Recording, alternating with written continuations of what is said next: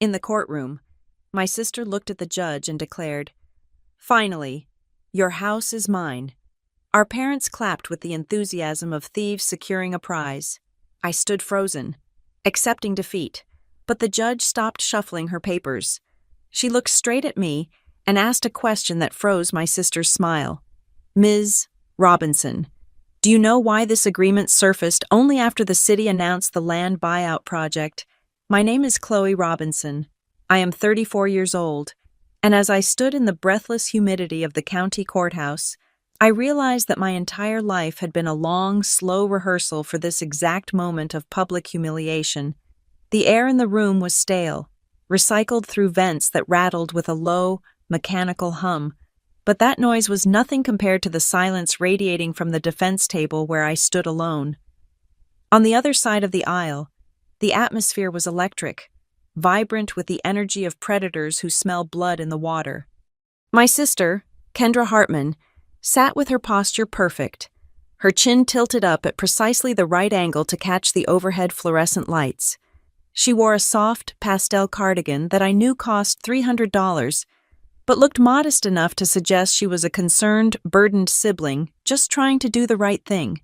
She leaned forward, her hands clasped on the mahogany table, and although she spoke to the judge, her voice carried a frequency designed to vibrate straight through my ribcage.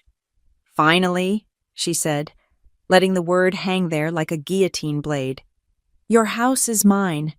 It was not a legal argument, it was a victory lap. Then, the sound that shattered the decorum of the court happened, behind Kendra, in the gallery benches. Two people began to clap. It was a sharp, staccato sound, devoid of rhythm but full of pride. I did not need to turn around to know who they were. I knew the cadence of that applause. It was my mother, Mary Ann, and my father, Douglas. They were not clapping politely.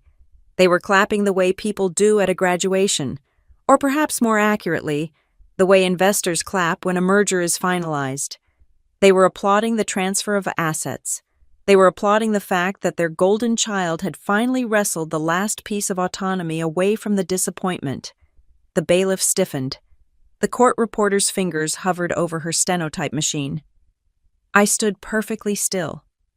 My hands were clenched so tightly at my sides that my fingernails were cutting crescents into my palms.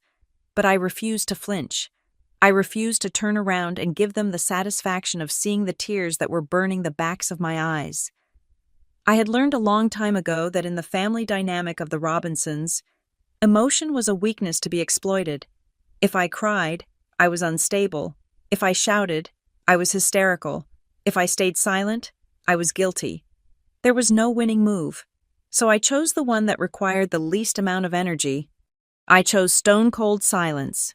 My attorney, a court-appointed fill-in who had spent most of the hearing checking the time on his wristwatch, looked at me with a mixture of pity and annoyance. He had already packed his briefcase mentally. To him, this was a simple domestic dispute, a verbal contract case where the weight of family testimony crushed the solitary defendant.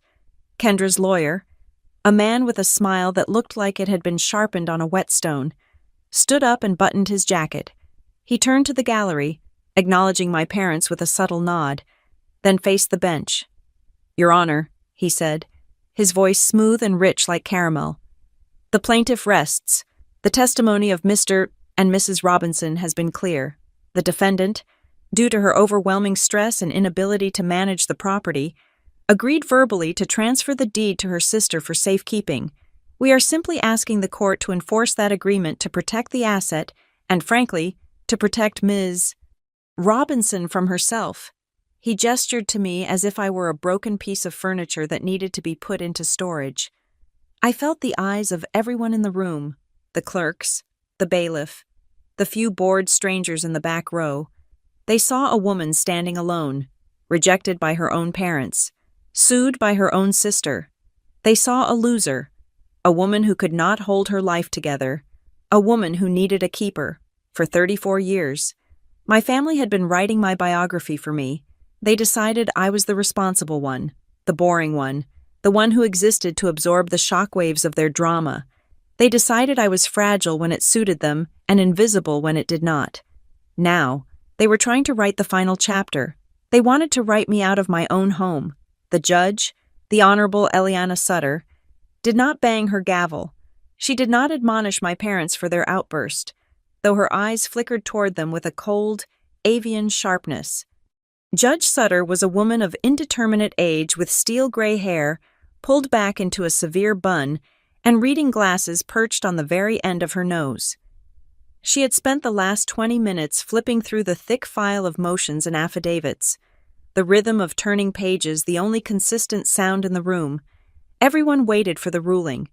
Kendra was already reaching for her purse, her face arranged in a mask of relieved sorrow. My father leaned forward, probably ready to stand up and shake the lawyer's hand, but the pages stopped turning. Judge Sutter froze. Her hand rested on a document near the bottom of the stack. She did not look up immediately. She read the page once, then she read it again. Her finger traced a line of text, and the air in the courtroom shifted. The humidity seemed to drop, replaced by a sudden, biting chill. The confident smile on the opposing lawyer's face faltered by a fraction of an inch. He sensed it too, the shift in gravity. Judge Sutter slowly closed the folder. She took off her glasses and folded them deliberately, placing them next to her nameplate. She did not look at Kendra. She did not look at the expensive lawyer. She did not look at the clapping parents.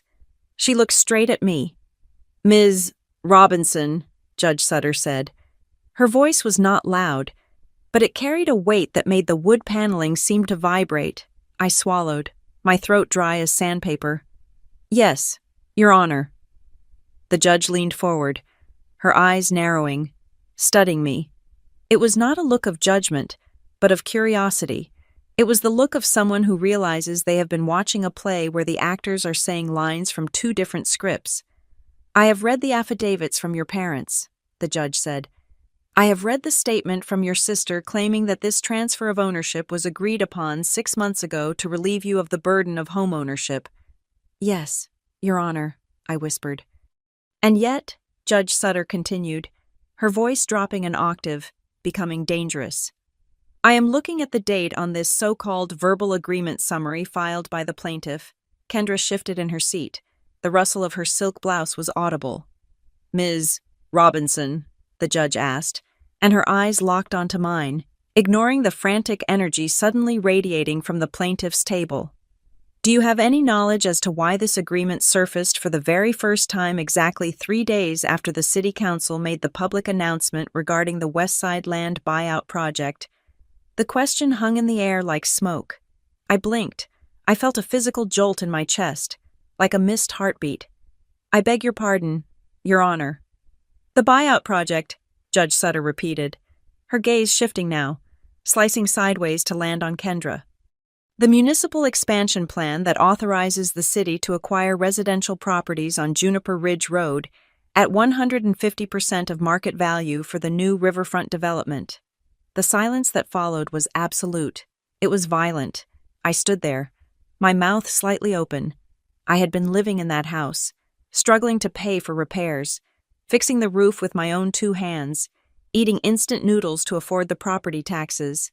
I knew nothing about a buyout. I knew nothing about a development plan.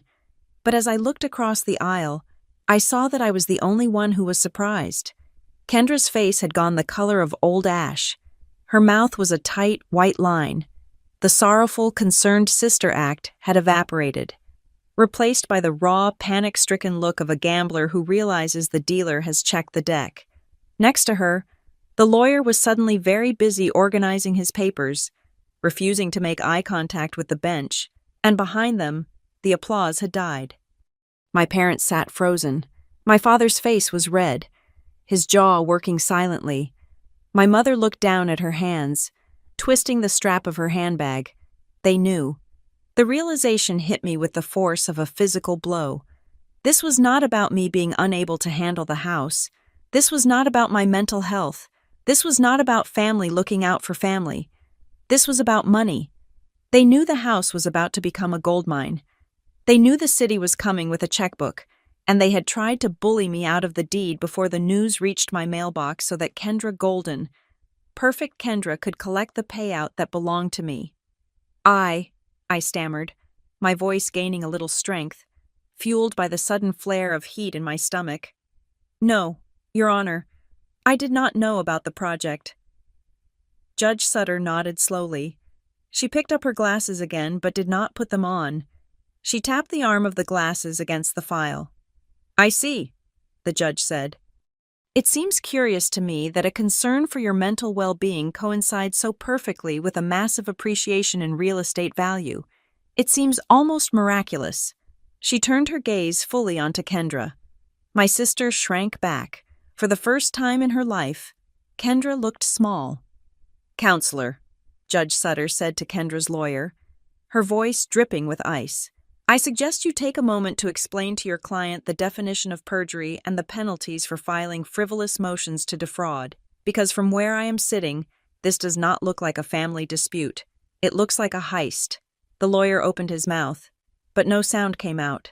I looked at my parents. My mother finally looked up, and for a second, her eyes met mine. There was no love there.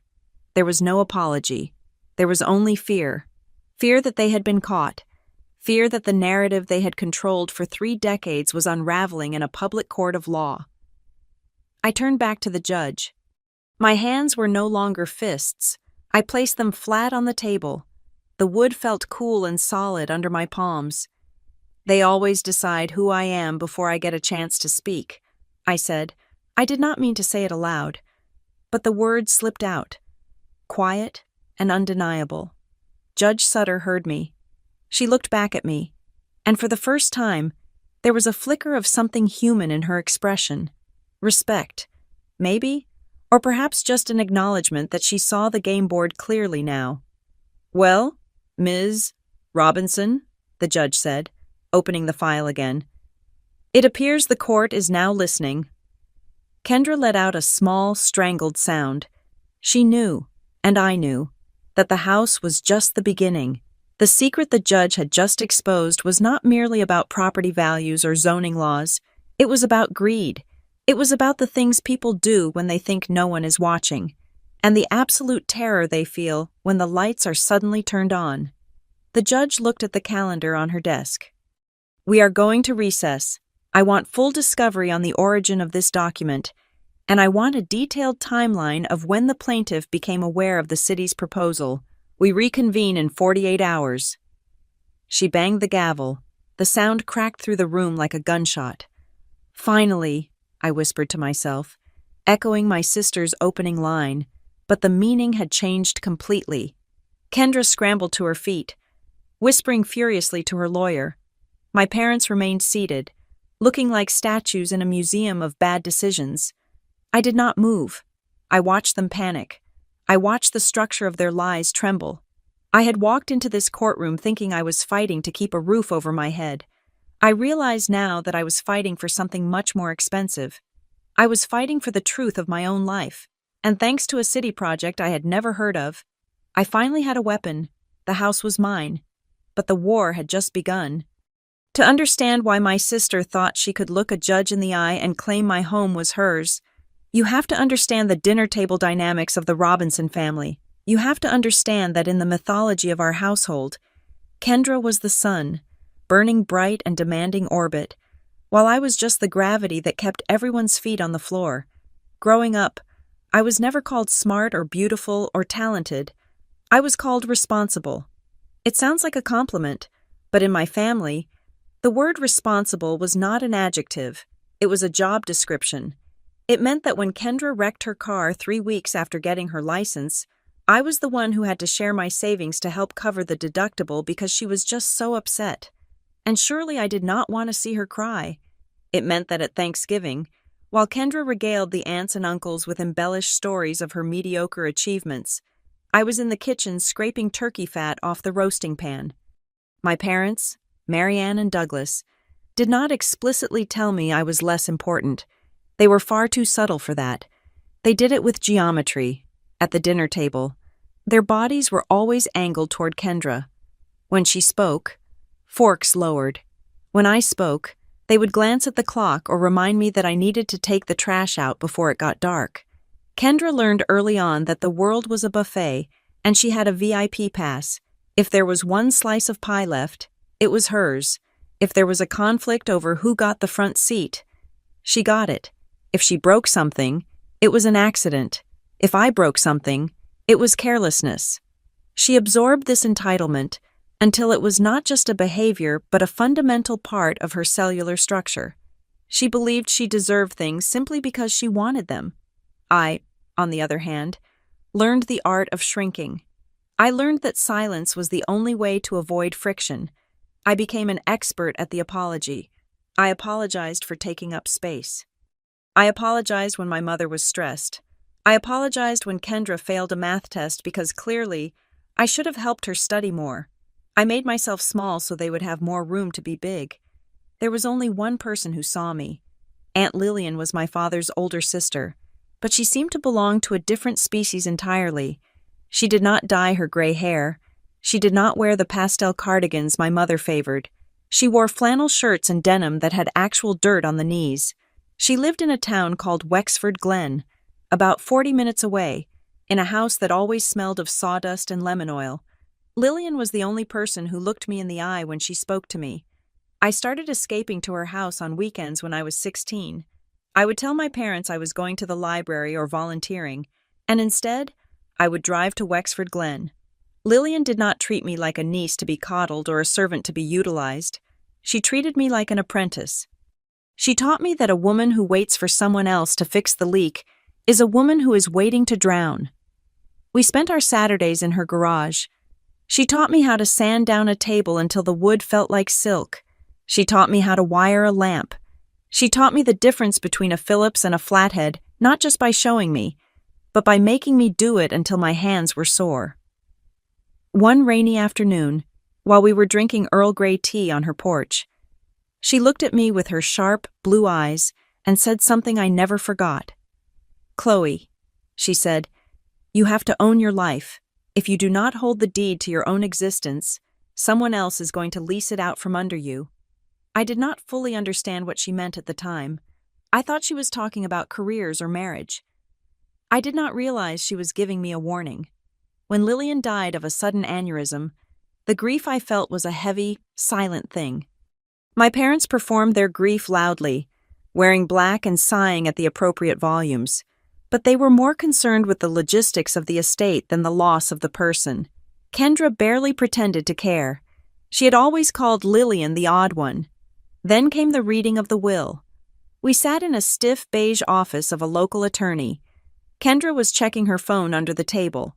My mother was already talking about how they would need to hire a cleaning crew to clear out Lillian's hoarding. The lawyer cleared his throat and read the clause that shifted the tectonic plates of our family. To my niece, Chloe Robinson, I leave my property located at 412 Juniper Ridge Road, along with all contents and personal effects. The room went silent. Kendra's head snapped up. My mother made a sound like she had been pinched. "Why, Chloe?" Kendra asked, her voice sharp. The lawyer shrugged. "The will is specific." My parents immediately turned on me. It was not a congratulations. It was an interrogation. Douglas looked at me with a furrowed brow. "Chloe, honey, that house is a disaster. It is old. It has bad plumbing. The roof is probably rotting. You cannot handle a burden like that," Marianne chimed in, her voice pitched high with fake concern. "We should look into selling it immediately. The money could go into a trust. You do not know the first thing about property taxes or maintenance. It will bankrupt you." Kendra laughed, a short, dismissive sound. "Let her have it. It is a dump anyway. Who wants to live in Wexford Glen? It is 40 minutes from the city. It is basically the middle of nowhere." She leaned back, crossing her arms. She was not jealous, not yet, to her. The house was garbage. It was a dusty, creaking relic filled with old tools and unfinished projects. It was beneath her. But for the first time in my life, I did not apologize. I did not yield. I thought about the weekends in the garage. I thought about the smell of sawdust. I thought about the feeling of sanding wood until the roughness was gone. "I am keeping it," I said. My father stared at me. "You are making a mistake." "Maybe," I said, "but it is my mistake to make. That was the first time I owned something that required no one else's permission. I moved into the Craftsman house on Juniper Ridge Road 2 weeks later. It was drafty. The floors squeaked. The kitchen cabinets were painted a hideous shade of yellow. But when I locked the front door at night, the silence inside was not the oppressive silence of my childhood. It was the peaceful silence of possession. However, the seeds of the courtroom war were planted before I even unpacked my first box. It happened at the funeral reception, a catered affair my parents hosted at their house to show off their mourning. I was standing near the buffet, trying to avoid conversation, when Kendra walked up to me. She was holding a glass of white wine, looking bored. She looked at me, her eyes drifting over my shoulder as if looking for someone more interesting to talk to. "You know," she said casually, swirling her wine, "you might want to hold off on doing any major renovations on that shack." Why, I asked. She shrugged. "I heard some rumors. A friend of a friend who works in city planning said that whole area around the river is going to be rezoned or something. Might be worth something in 5 or 10 years. But honestly, I would just sell it now and buy a condo." I did not think much of it. Kendra always had rumors. She always acted like she had inside information to make herself feel important. I assumed she was just trying to make me feel insecure about the property, implying that I was sitting on a complicated investment I was too stupid to manage. I nodded and walked away to get a glass of water. I did not know then that she was not guessing. I did not know that she had not just heard a rumor from a friend. I did not know that she was already calculating.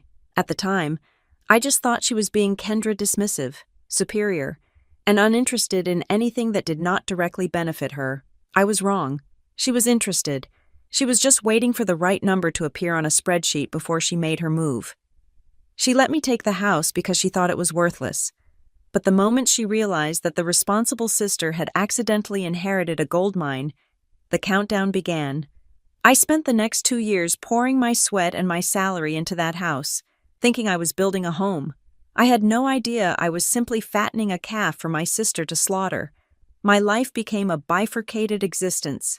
By day, I was a claims adjuster for Northgate Meridian Claims, a mid-sized insurance firm where I sat in a gray cubicle and listened to people scream at me over the telephone about deductibles and coverage limits. My job was to say no.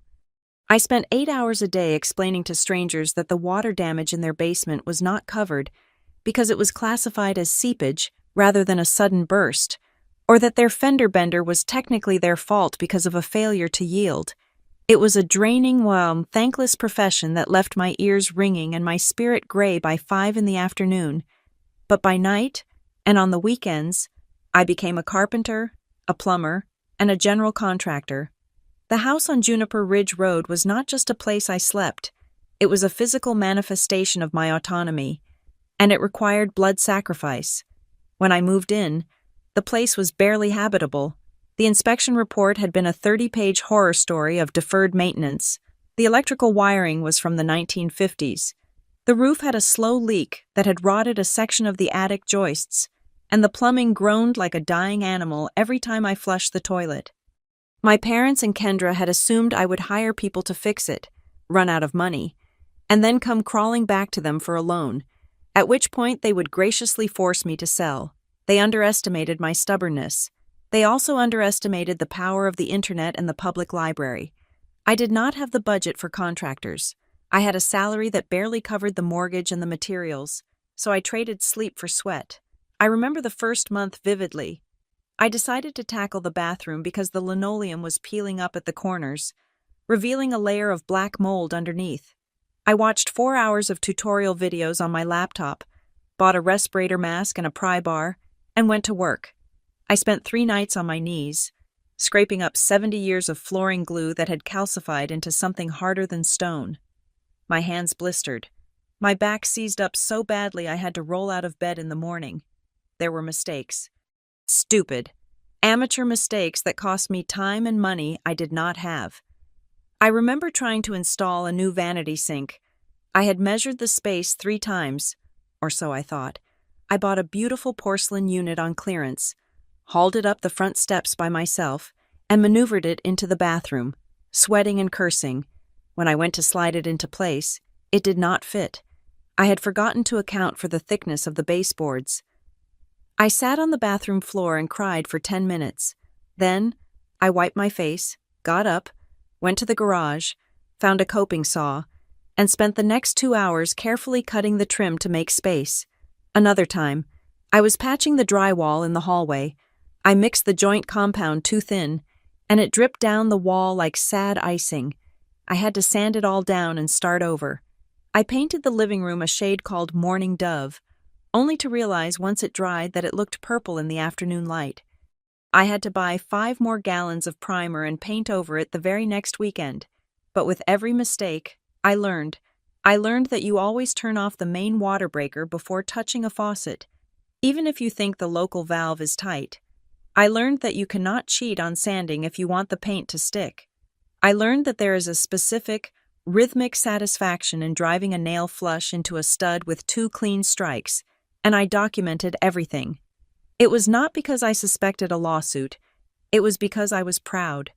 For the first time in my life, I was doing something real. I kept a binder. Every receipt from the hardware store was smoothed out and taped onto a sheet of paper. Every gallon of paint, every box of screws, every rental fee for the floor sander. I took photos on my phone to track the progress. Here is the rotted beam. Here is the new sister joist I installed. Here is the city inspector signing off on the electrical permit I had pulled myself. That binder grew thick. It was a diary of labor. During those 18 months, my family was a ghost. Kendra never visited, not once. She lived 20 minutes away, but she acted as if Wexford Glen was on a different continent. On the rare occasions we spoke, she would ask, "How is the money pit?" with a little laugh, expecting me to complain. I never did. I just said, "It is coming along," and changed the subject. My parents drove by once, on their way to a winery further upstate. They did not come in. My mother texted me from the driveway. "Looks like a lot of work. Do not kill yourself over a house that is falling down." They did not see a home. They saw a mistake that I was too stubborn to admit. To them, my silence was proof that I was drowning. But I was not drowning. I was building. Then, the neighborhood began to change. It started with small things. The potholes on Juniper Ridge Road, which had been there since the Clinton administration, were suddenly filled by city crews. The streetlights were upgraded to bright, clean LEDs.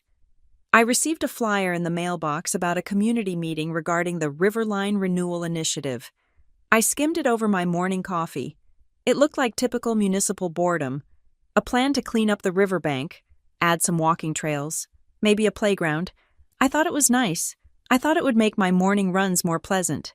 I did not attend the meeting because I was busy tiling the kitchen backsplash that night. A few weeks later, I noticed the cars. They were not the usual rusted sedans or pickup trucks of my neighbors. They were sleek. Black SUVs and luxury sedans with out-of-state plates. Men and women in sharp business suits started walking around the neighborhood, pointing at lots, taking notes on iPads. I was in the front yard, weeding the flower beds I had finally planted, when a man in a navy blue suit stopped at the edge of my lawn. He smiled a predatory, shark-like smile that did not reach his eyes. "Beautiful property," he said. "Great bones. You the owner?" "Yes," I said, wiping dirt on my jeans. "You looking to sell anytime soon?" he asked casually. "Market is heating up.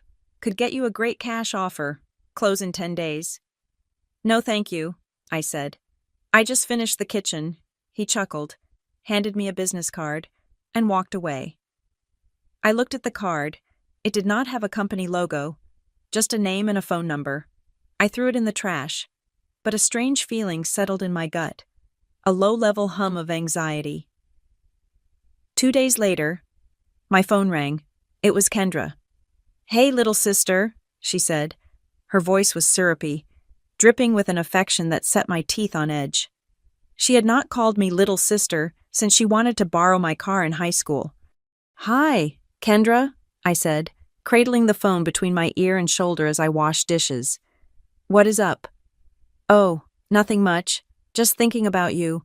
Mom and Dad and I were talking over dinner last night." I froze. The sponge stopped moving on the plate. Oh, yeah, we are just really worried about you. Chloe, we know how hard you have been working at that insurance job, and we know that Old House is just a massive drain on your resources. It is not fair, really. It is not a drain, I said, keeping my voice steady. I like working on it. Sure, she said dismissively. But listen, Mom and Dad feel terrible that Aunt Lillian put all this on you. They think it is really unfair that you are shouldering this burden alone while I am out here free and clear. It creates an imbalance in the family. You know, I dried my hands on a towel, my heart starting to pound. Imbalance. Right, so, we were thinking, it might be better if we brought the house back into the family trust. You know, put it under a shared LLC or something. I would come on as a co-owner. I could help with the management. Maybe hire some real contractors to finish the work, so you do not have to break your back anymore. We could split the equity. It is just the right thing to do. I stood in my kitchen, looking at the backsplash I had tiled with my own hands. I looked at the floor I had sanded. I looked at the walls I had painted. Kendra, I said slowly, Aunt Lillian left the house to me. Specifically, well, Lillian was old, Kendra said, her tone sharpening just a fraction. She probably did not realize how much work it needed. She would not have wanted you to struggle like this. We are just trying to help you. Chloe, don't be difficult. I am not being difficult, I said. I am being the owner. The answer is no. I do not need help, and I do not need a co-owner. There was a long silence on the other end of the line. When Kendra spoke again, the syrup was gone. Her voice was flat and cold. You are making a mistake, she said. We are just trying to make sure everyone gets what is fair. You should really think about it before you make a decision you cannot walk back from. I have thought about it, I said. Goodbye, Kendra. I hung up. My hands were shaking. It was not out of fear, but out of a sudden, clarifying rage. They wanted the house. After 2 years of calling it a dump, after ignoring my existence, they suddenly wanted in. Why I sat down at my laptop to check my email, trying to distract myself. My inbox was full of the usual spam and work notifications, but there was one email that stood out. It was from a generic address, something like user124@protonmail.com. The subject line was just one word urgent. I hovered the mouse over it. I almost deleted it, thinking it was a phishing scam, but something made me click. The body of the email was short. Ms. Robinson. Do not sign anything your sister or parents give you. Do not agree to any transfers. They are not interested in the house. They are interested in the Riverline renewal buyout. The city is authorizing eminent domain buyouts at 150% of value, plus relocation bonuses. Your property is in the Zone A tier. It is worth 3 times what you think it is. They know.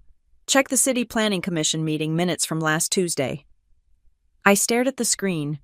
The white light of the monitor seemed to burn into my retinas. Buyout, 150%. The puzzle pieces slammed together with a deafening click. The repairs to the road, the suits in the SUVs, the sudden interest from Kendra, the concern from my parents. They did not want to help me carry the burden. They wanted to steal the winning lottery ticket out of my pocket before I realized I was holding it. I leaned back in my chair, the leather creaking. I looked around the room I had built. I looked at the binder of receipts on the shelf. Okay, I whispered to the empty room. If that is how you want to play it. I did not delete the email. I printed it, then I printed it again, and then I went to the closet, pulled out my fireproof document box, and placed the paper inside, right on top of Aunt Lillian's will. Kendra had said, "We'll see." Yes, we certainly would. 3 days after I received the anonymous email, the knock on my front door came. It was not a neighbor borrowing sugar, and it was not a package delivery. It was a process server. He was a heavy-set man with a bored expression and a clipboard. Standing on the porch I had just repainted. He asked for my name, verified my identity with a quick glance at a photograph clipped to his paperwork, and shoved a thick manila envelope into my hands. "You have been served," he said. turning around and walking back to his idling car before I could even blink. I took the envelope into the kitchen. The paper felt heavy, dense with the weight of officialdom. I sat down at the table, my heart hammering a rhythm against my ribs that felt like a warning drum. I slit the top open with a knife and slid the contents out.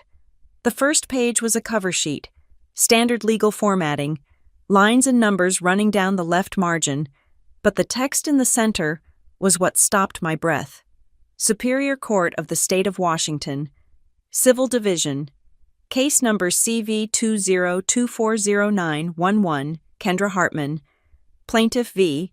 Chloe Robinson, Defendant, that small, lowercase v. It was such a tiny letter, usually innocuous, but sitting there between our names, it looked like a knife blade. It slashed the history of our childhood, the shared holidays, and the blood connection in half. It was no longer Chloe and Kendra. It was Kendra versus Chloe. I turned the page to the complaint for declaratory judgment and constructive trust. I forced myself to read it, my training as a claims adjuster kicking in. I detached my emotions. I became a reader of facts. The document was a masterpiece of fiction. Plaintiff alleges, the document read, that on or about January 15th, the defendant, Chloe Robinson, entered into a verbal contract with the plaintiff to share equal ownership of the property located at 412 Juniper Ridge Road. I scanned down the page. Defendant, citing overwhelming financial distress and mental instability following the death of the previous owner, Lillian Robinson, requested the plaintiff's assistance in managing the asset. Defendant verbally agreed to transfer the deed into a joint tenancy in exchange for administrative and financial oversight. I felt a cold laugh bubble up in my throat. Mental instability, financial distress. I had paid every bill early. I had a credit score of 780, but the document went further. It claimed that I had recently reneged on the agreement due to erratic behavior, and therefore, Kendra was asking the court to intervene. She was requesting an immediate injunction to prevent me from selling or encumbering the property and a court order to force the transfer of the deed. Then came the exhibits, Exhibit A and Exhibit B, affidavits, sworn statements signed under penalty of perjury. I looked at the signatures at the bottom of the pages. They were familiar. I had seen them on report cards, on permission slips, on birthday checks. Marianne Robinson, Douglas Robinson. My mother's affidavit stated, "My daughter Chloe has always struggled with significant decisions and has expressed to me multiple times that the house is too much for her to handle. She explicitly told us she wanted Kendra to take over the legal ownership to protect the family asset." My father's was shorter, more brutal. Chloe agreed to the transfer. She is now refusing due to an emotional episode. Kendra is the rightful steward of this property. I set the papers down. The kitchen was silent. The refrigerator hummed. I picked up my phone. My hands were steady, but they felt cold, as if the blood had drained out of them to protect my vital organs. I dialed my mother's number. She answered on the second ring. "Hello." "I got the papers," I said. There was a pause, a long, heavy silence where I could hear the faint sound of a television in the background. "Oh," she said. Her voice was not surprised. It was tired. "Chloe, please, do not make a scene." "A scene?" I asked, my voice low. "You signed a legal document saying I am mentally unstable. You lied to a court. Mom, you said I agreed to give Kendra my house." "We are doing this for your own good," she said, her tone shifting into that familiar, suffocating pity. "You work so hard. You are always exhausted. We can see it. You are drowning in that place. Kendra just wants to help you carry the load. Why do you have to make everything so difficult?" "I am not drowning," I said. "I am renovating, and I never agreed to give her anything." "You are remembering it wrong," she said. "You were so upset at the funeral. You said you didn't know what you were going to do. That was an agreement. Chloe, in spirit. In spirit is not a contract," I said. Then I heard a rustle, and my father's voice came on the line. He must have snatched the phone from her. Listen to me, he barked. Enough of this. Kendra has a husband. She has 2 kids. She has a future to secure. You are alone. Chloe, you are one person in a 4-bedroom house. It is selfish. The word hung there. Selfish. So because I am single, I do not deserve a home? I asked. Because you are single, you do not need a windfall. He corrected himself. Slipping up. He did not say home. He said windfall. It is about the money, I said. The buyout. I do not know what you are talking about, he lied, but his voice jumped a pitch. This is about family stability. Sign the settlement Kendra's lawyer sent. If you fight this, you will lose, and you will bankrupt yourself in legal fees. Be smart for once. Do what is best for the family. The line went dead. I lowered the phone. I stood there for a full minute, breathing in the scent of the fresh paint on the walls. Be smart for once. They thought smart meant obedient. They thought smart meant surrendering. I walked into the living room and grabbed my binder. The binder with the receipts. The binder with the permits. The binder with the timeline of every hour of sweat equity I had poured into this house. I was not going to cry. I was a claims adjuster. I dealt with liars and frauds for a living. I knew how to dismantle a false narrative. You do not do it with screaming matches. You do it with documentation. I went to my laptop and searched for civil litigation attorneys Wexford Glen. I skipped the ones with the flashy billboards. I looked for the ones with 3-star reviews because they were too aggressive or too distinct regarding details. I found a name, Caleb Rains. His website looked like it had been built in 2005, but his bio said he specialized in property disputes and fraud. I called his office. A machine answered. I left a message. My name is Chloe Robinson. My sister is suing me for a house I own, claiming a verbal contract that never happened. My parents are backing her up. I have receipts, I have timestamps, and I have a very strong suspicion this is about eminent domain fraud. He called me back 10 minutes later. His office was located above a dry cleaner in a strip mall on the edge of town. It smelled faintly of steam and starch. Caleb Rains was a man in his late 40s with hair that looked like he had been running his hands through it for a decade. He wore a rumpled button-down shirt with the sleeves rolled up to his elbows, and his desk was a geological formation of paper stacks. He did not offer me coffee. He pointed to a chair, took the envelope from me, and started reading. I watched him. He read fast. His eyes darted back and forth, scanning the legal boilerplate. Occasionally, he would snort or shake his head. After 10 minutes, he tossed the complaint onto his desk. Promissory estoppel, he said, leaning back in his creaking chair. It is the Hail Mary of contract law. They use it when they do not have a signature. They are claiming they relied on your promise to their detriment. I never promised anything, I said. I know, Caleb said. He looked at me, his eyes sharp and intelligent behind wire-rimmed glasses. If you had promised it, they would have made you sign something back then. The fact that they are filing this now means they are desperate. He tapped the affidavits. These are the problem, he said. Parents are powerful witnesses. Juries love parents. If mom and dad say you are crazy and you promise the house to the responsible sister, a judge might buy it. It is 2 against 1. I have proof, I said, pulling out my binder.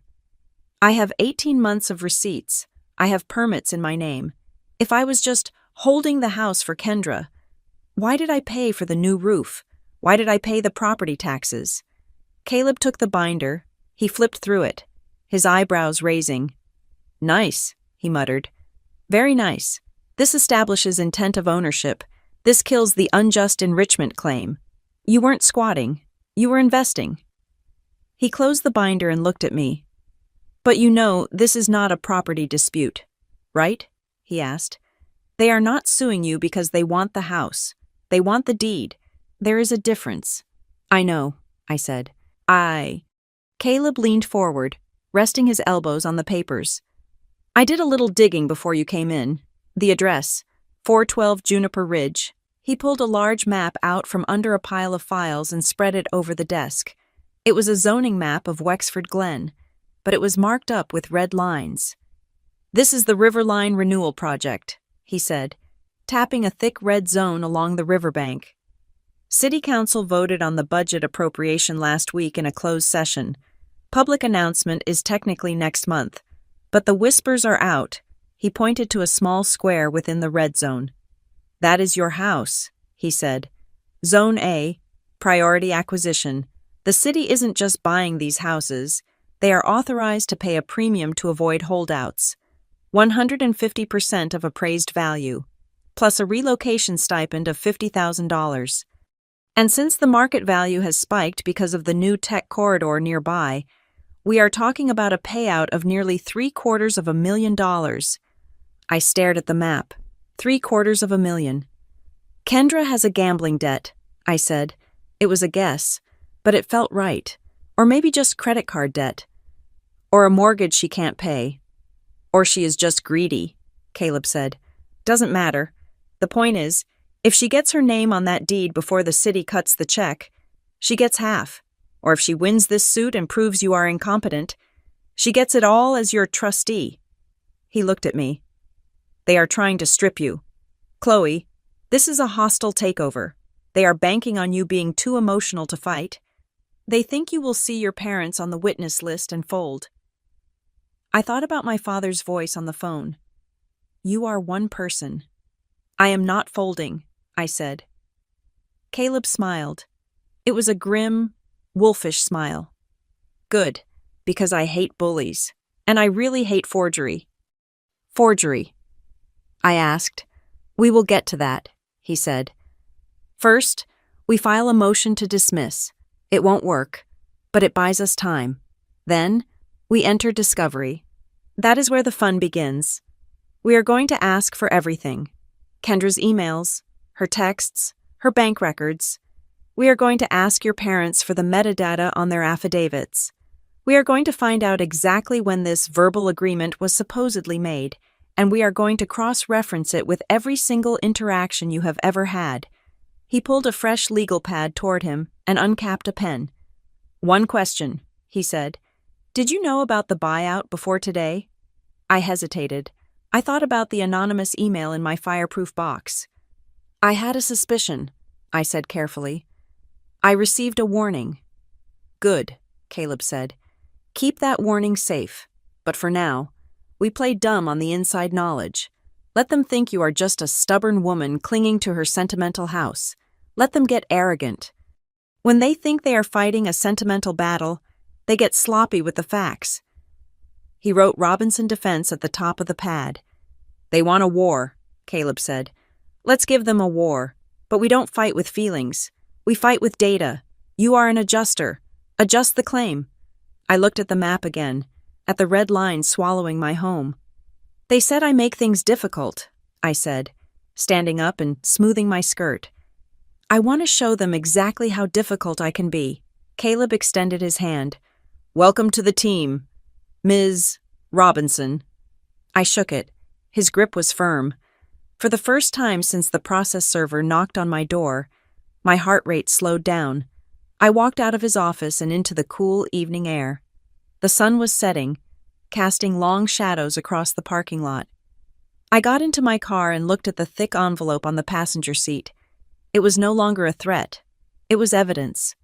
And I was going to dissect it, line by line, until I found the lie that would bury them. The legal process is not a sprint. It is a slow, grinding excavation of the past, designed to wear you down until you suffocate under the weight of paper, while my sister, Kendra, likely expected me to fold under the pressure of the initial filing. She had forgotten that my entire professional life was built on patience. I spent my days analyzing insurance claims, looking for the one discrepancy in 1,000 pages of medical records. I knew how to dig. Caleb Rains started the offensive with a document that felt like a declaration of war. It was a request for production, a formal demand for every scrap of digital and physical evidence Kendra and my parents possessed regarding the house. We asked for the original metadata of the so-called verbal agreement summary. We asked for text message logs from the last 3 years. We asked for GPS data and bank statements. Caleb told me that 90% of liars forget that their phones are constantly creating a diary of their deceit. While Caleb handled the digital front, I turned my attention to the physical history of the house. I had lived in the craftsman bungalow for 2 years, but there were still corners of the attic I had never fully explored. Aunt Lillian had been a woman of practical habits, but she was also secretive. She kept her life in boxes, labeled with masking tape and Sharpie. It was a Tuesday night, raining hard enough that the sound on the roof drowned out the thoughts in my head. I was in the guest room closet, which I was using for storage, shifting a stack of old magazines Lillian had kept from the 1990s. Beneath them was a heavy metal lockbox. I had found the key months ago in a kitchen drawer, but had never bothered to open it, assuming it was just old tax returns or warranties for appliances long since broken. I sat on the floor and turned the key. The mechanism clicked with a satisfying weight. Inside, there were no jewels or cash.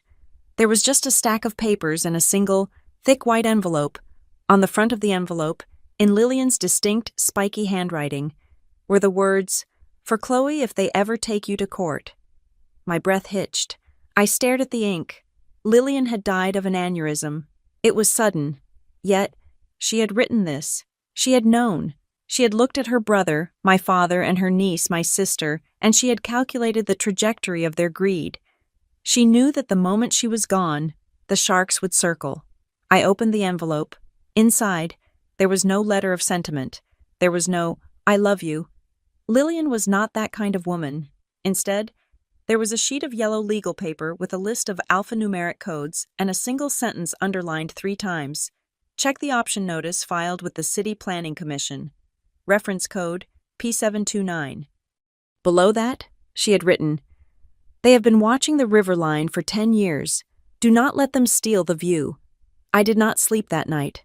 The next morning, I called in sick to Northgate Meridian Claims. It was the first time I had missed a day of work in 4 years. I drove to the Wexford Glen City Hall, a brutalist concrete building that smelled of floor wax and stale coffee. I went to the records department in the basement.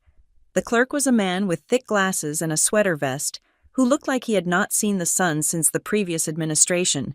I gave him the reference code Lillian had left me, P729. "That is an older file," he said, tapping on his keyboard. "Archived in the physical stacks, part of the preliminary zoning study for the River District. You have a reason for accessing this." "I am the property owner of one of the parcels listed," I said, showing him my driver's license and a copy of my deed. He nodded and disappeared into the back. 20 minutes later, he returned with a folder that looked like it had been handled frequently. "You can look, but you cannot take photos," he said. "Copies are 25 cents a page." I opened the file. It was a study on the Riverline Renewal Project, dating back 5 years. It detailed the soil stability, the floodplains, and the projected economic impact of turning the old industrial bank into a luxury park and commercial district. I flipped through the pages until I found the section labeled Property Acquisition Options. This was the option notice Lillian had meant. It was a log of properties the city had identified as essential for the project. My address, 412 Juniper Ridge Road, was at the top of the list. But that was not the shock. The shock was a correspondence log attached to the back of the file. The city kept a record of all inquiries made regarding specific parcels to ensure transparency. I ran my finger down the list of dates. There was an entry from 6 months ago, 2 weeks before Aunt Lillian died. Inquiry regarding valuation and transfer timeline for 412 Juniper Ridge. Inquirer Douglas Robinson. Acting on behalf of owner. Contact email Drobinson Prestige Logistics Group, com. I stared at the line until the letters blurred. My father. He had used his work email Prestige Logistics Group to contact the city about my house before I even owned it. He had presented himself as acting on behalf of the owner. Lillian was still alive then. Had she known I looked at the notes the city clerk had typed next to the entry, Mr. Robinson inquired about the eminent domain premium percentages for Zone A. Advised that information is confidential until project ratification. He knew. He had known for 6 months. He knew that the house was not just a dusty craftsman bungalow. He knew it was a winning lottery ticket. And when Lillian left it to me, he did not see a daughter inheriting a home. He saw a financial asset slipping out of his control. The lawsuit. The sudden concern for my mental health. The claim that I was overwhelmed, it was all a smokescreen. They were trying to get my name off the deed before the city announced the payout so they could collect the check. I paid the 25 cents for the copy. I walked out of City Hall into the bright, blinding sunlight of noon, feeling sick to my stomach. It was one thing to suspect your family is greedy. It is another thing entirely to hold the proof in your hand that they have been plotting to liquidate your life for profit before the body of your aunt was even cold. I drove straight to Caleb's office. I threw the copy of the log on his desk. "They knew," I said. "6 months ago?" Caleb picked up the paper. He read it, then let out a low whistle.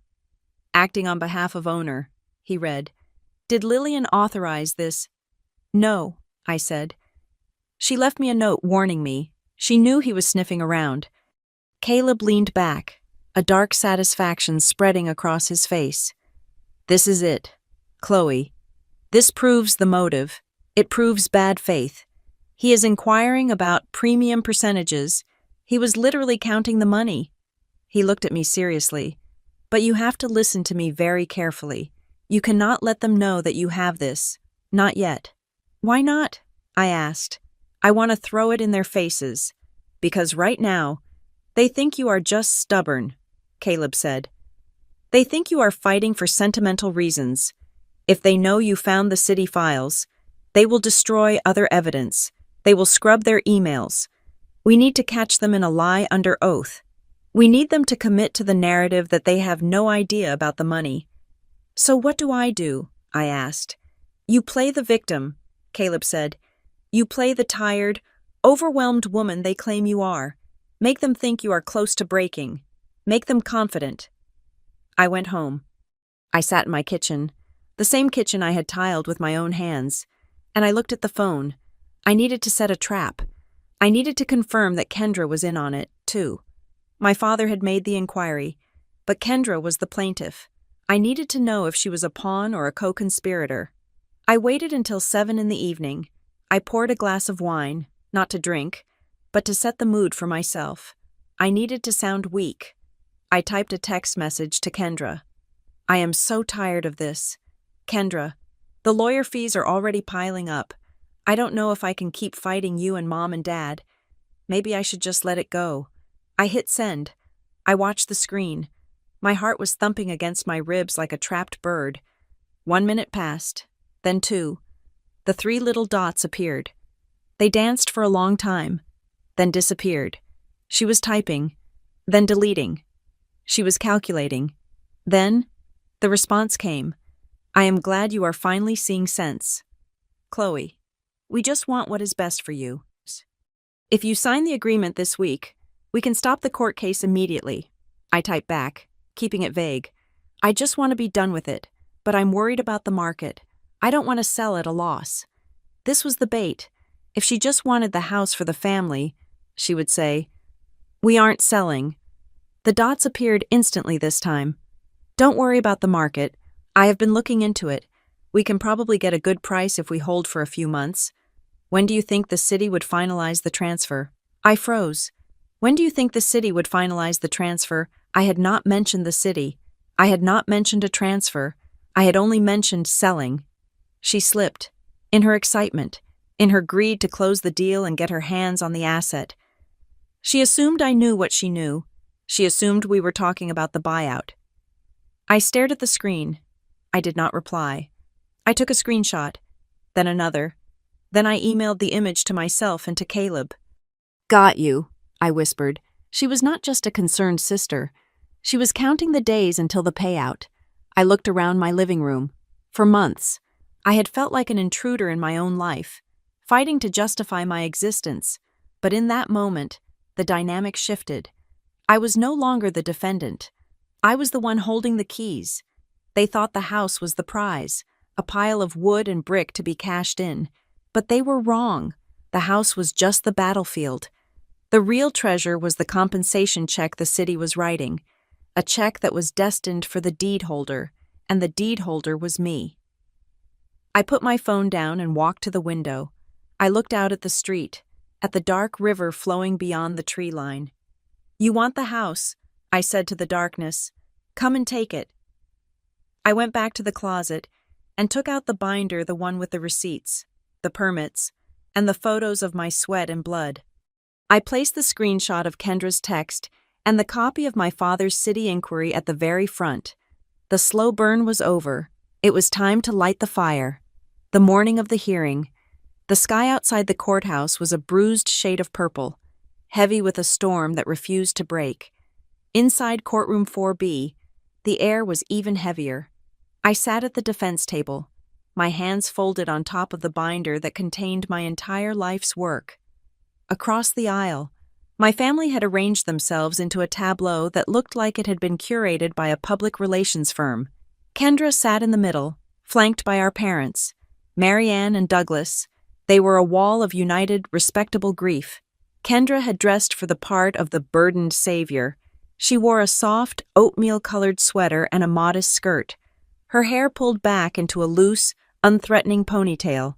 She wore no jewelry except for a small silver cross I knew she had bought specifically for this occasion. She looked reasonable. She looked kind. She looked like a woman who was only in court because she had exhausted every other option to save her drowning sister. My parents sat with their backs straight, staring resolutely at the judge's bench. They did not look at me, not once. It was a specific kind of blindness, the ability to erase the person sitting 10 feet away because acknowledging her would mean acknowledging what they were doing to her. Judge Sutter entered the room, her black robe sweeping around her like a thundercloud. We all rose.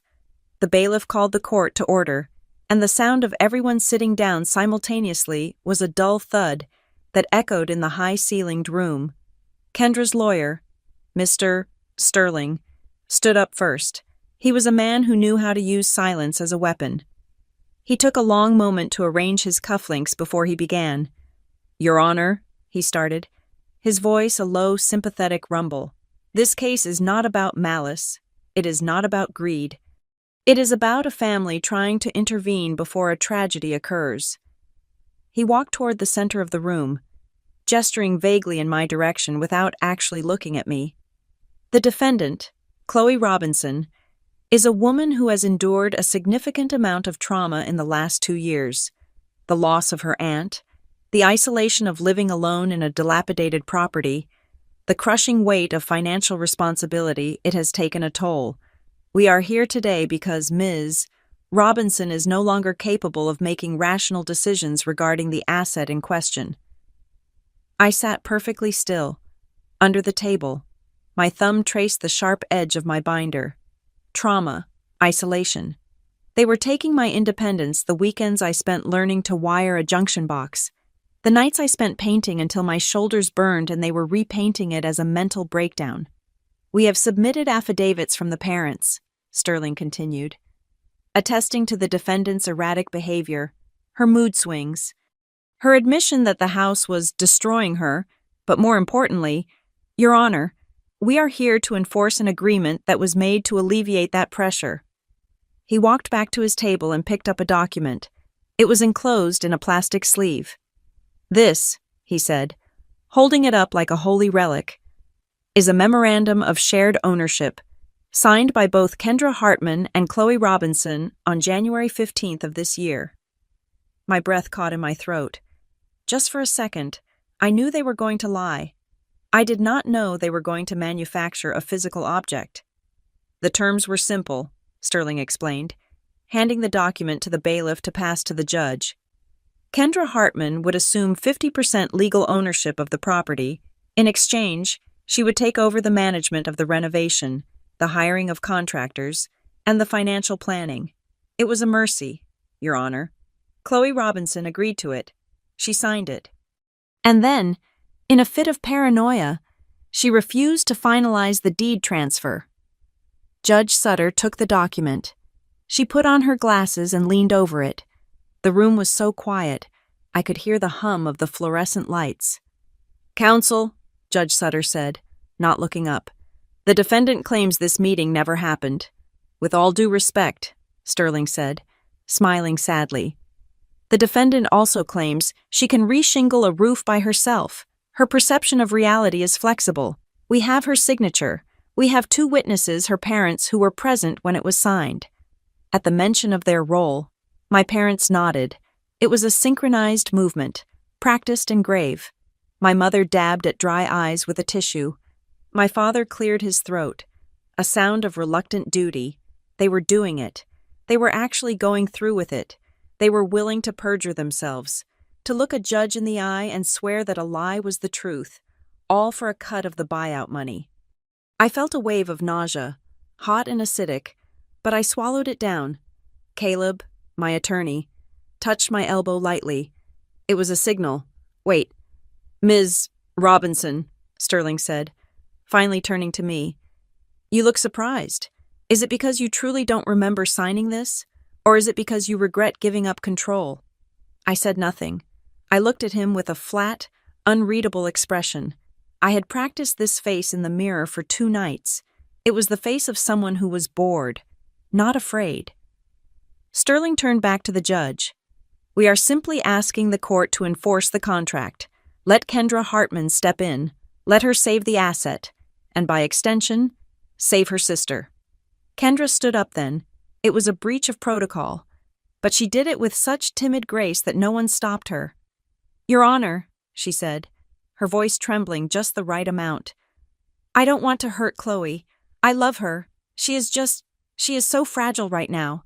You should see the house. It is a mess. She has half-finished projects everywhere. She is living in a construction zone. I just want to help her finish it so she can rest." Fragile. The word hung in the air like a curse. I thought about the 300 pounds of drywall I had hauled up the stairs last month. I thought about the time I cut my hand on a rusted nail and wrapped it in duct tape so I could finish framing a window before the rain started. I was made of calluses and scar tissue. I was the furthest thing from fragile, but I let her speak. I let her pile the lies higher and higher, constructing a tower that was destined to fall. Judge Sutter was reading the document. She read it slowly, flipping the page, then flipping back, her brow furrowed. "Mr. Sterling," the judge said. Her voice cut through Kendra's performance like a razor. "Yes, Your Honor." "This document," Judge Sutter said, tapping the paper with a manicured fingernail. "It outlines the transfer of equity in great detail. It specifies that Kendra Hartman receives 50% of the title. It specifies that she has executive decision-making power over the sale of the property." "Yes, Your Honor. Standard protection for a co-owner." "Standard," Judge Sutter looked over her glasses. "I am looking for the consideration clauses. I am looking for the financial obligations." Sterling blinked.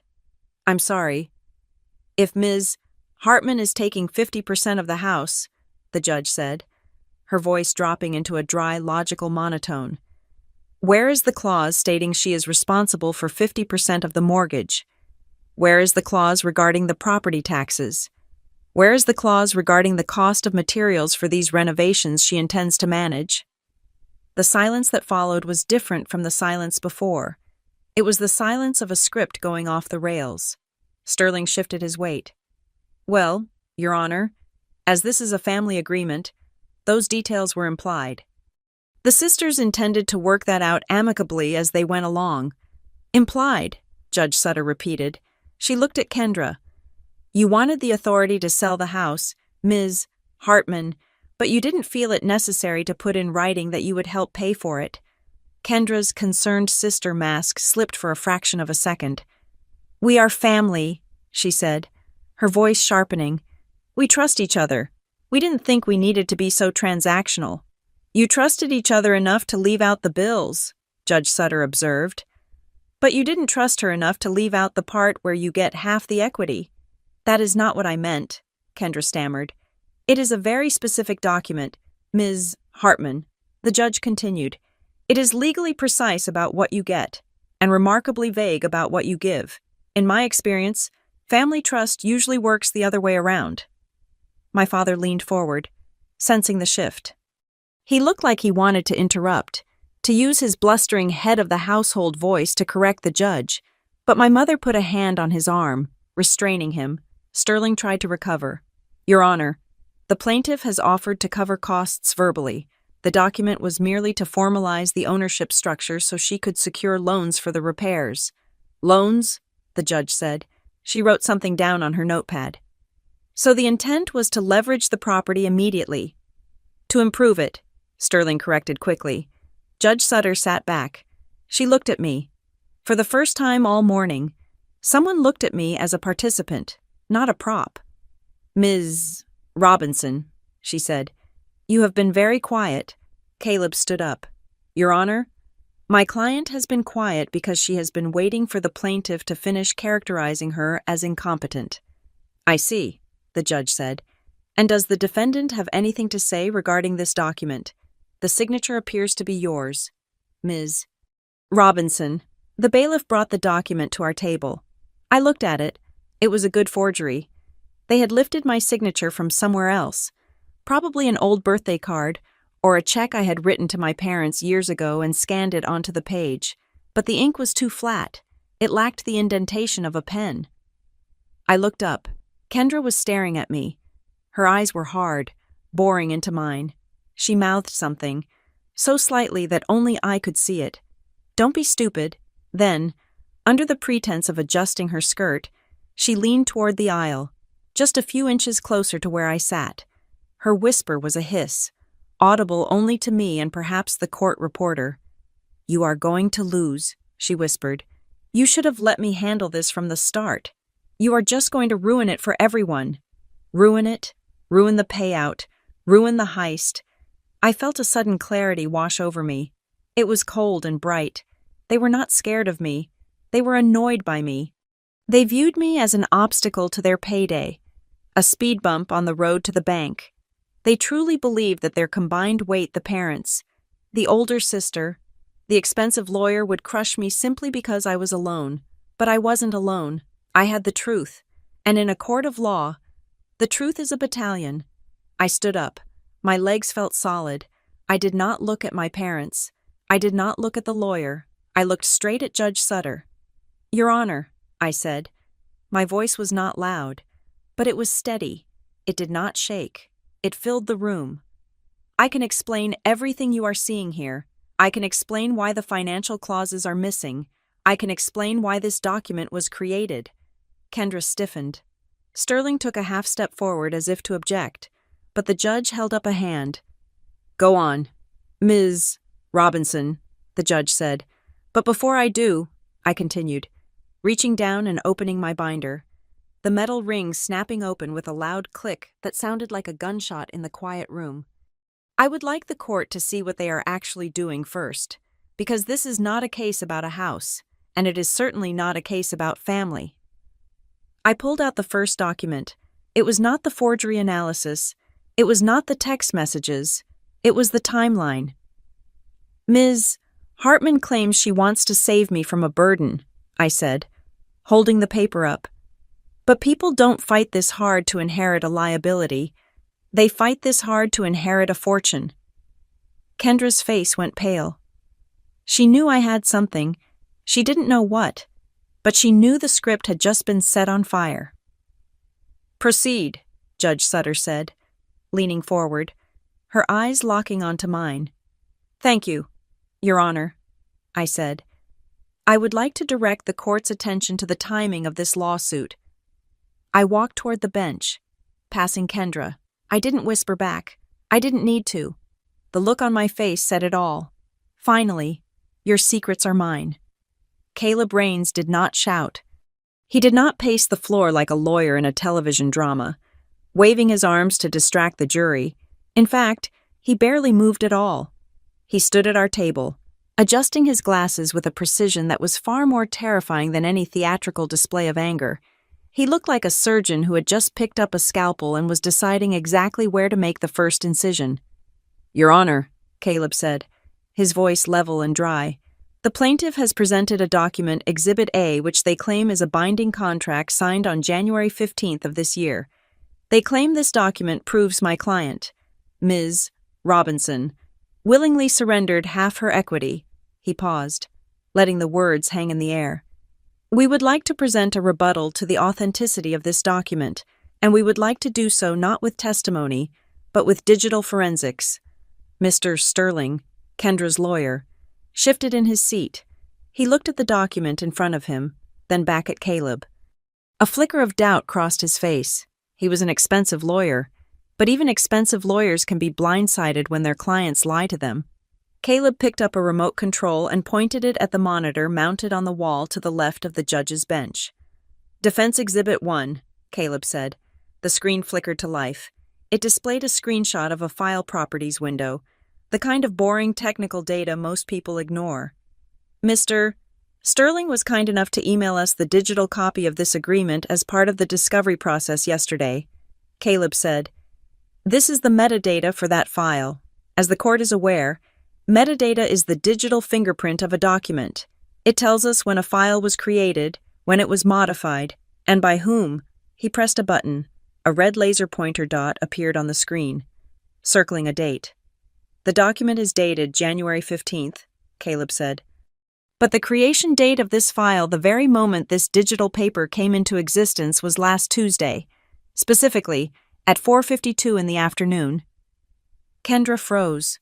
Her posture, which had been so perfectly erect and righteous, suddenly became rigid. Now, Caleb continued, it is possible, of course, that the plaintiff drafted a new copy from an old hard drive. However, let us look at the modification history. The total editing time for this document was 12 minutes.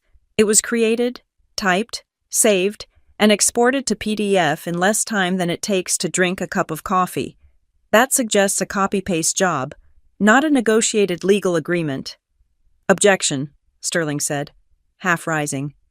This is speculation. The electronic file is merely a copy of the physical original. A physical original, Judge Sutter said, her eyes narrowing behind her glasses. That looks remarkably pristine for being 6 months old. Overruled. Continue. Mr. Raines. Caleb nodded. Thank you, Your Honor. Let us move to the physical document itself. He clicked the remote again. The screen changed. This time, it showed a blown-up image of the top of the agreement, focusing on the decorative border and the template style used for the header. Defense Exhibit 2, Caleb said. This document uses a specific legal template from a software package called Legal Ease Pro. It is a very popular subscription service for drafting simple contracts. I use it myself. He clicked the remote. A letter from the software company appeared on the screen. We contacted the vendor, Caleb said. This specific template, the modern family asset transfer layout, distinguished by this double-line border and the specific font pairing, was released in an update on March 1st of this year. The room went deadly silent. The plaintiff claims they signed this document in January, Caleb said, his voice dropping an octave. It is physically impossible to sign a document on a template that did not exist until 2 months later. I looked at my parents. My father's face had drained of color. He was staring at the screen as if it were a ghost. My mother was gripping her handbag so tightly her knuckles were white. She looked confused, her eyes darting between Kendra and the screen. She had signed where Kendra told her to sign. She had followed the plan. She had not realized the plan was flawed. And finally, Caleb said, the signature. He clicked the remote a third time. 2 images appeared side by side. On the left was my signature from the agreement. On the right were 5 signatures taken from checks I had written for my property taxes and utility bills over the last year. We had a handwriting analyst review the document, Caleb said. The report is in your file, Your Honor. The analyst concluded that the signature on the agreement lacks the natural fluidity of pen pressure. Under high magnification, you can see distinct pixelation artifacts around the curves of the letters C and R. It indicates that this is not ink on paper. It is a high-resolution image of a signature that was lifted from another source and digitally placed onto the page. Ridiculous. The word exploded from the plaintiff's table. Kendra stood up. Her face flushed a blotchy red. The concerned sister mask was gone. In its place was the face of a woman who was watching her future fortune evaporate. This is ridiculous, she shouted, pointing a shaking finger at me. She signed it. She sat right there at the kitchen table and signed it. She is lying. Sit down, Ms. Hartman. Judge Sutter's voice cracked like a whip. One more outburst and I will hold you in contempt. Mr. Sterling, control your client. Sterling grabbed Kendra's arm and practically dragged her back into her chair. He was whispering furiously to her, his face pale. He knew. He realized right then that he had walked into a minefield. Caleb waited for the noise to settle. He looked unfazed. He looked like he was just getting started. We have one final point regarding the document, Your Honor, Caleb said. And this one is perhaps the most concerning. He walked over to the bailiff and handed him a magnifying glass. If the court would please examine the notary stamp on the bottom of the last page. Judge Sutter picked up the original document and the magnifying glass. The notary seal belongs to a Mr. Arthur Higgins, Caleb said. A notary public registered in the neighboring county. However, if you look at the commission expiration date stamped in the ink, Judge Sutter squinted. She adjusted the glass. Then she looked up, and her expression was terrifying. The commission expires on December 31st of last year, the judge read. Exactly, Caleb said. The document is dated January 15th of this year. At the time this document was allegedly signed and notarized, Mr. Higgins' commission had been expired for 2 weeks. A valid notary would never use an expired stamp. It renders the notarization void. Furthermore, we checked the public registry.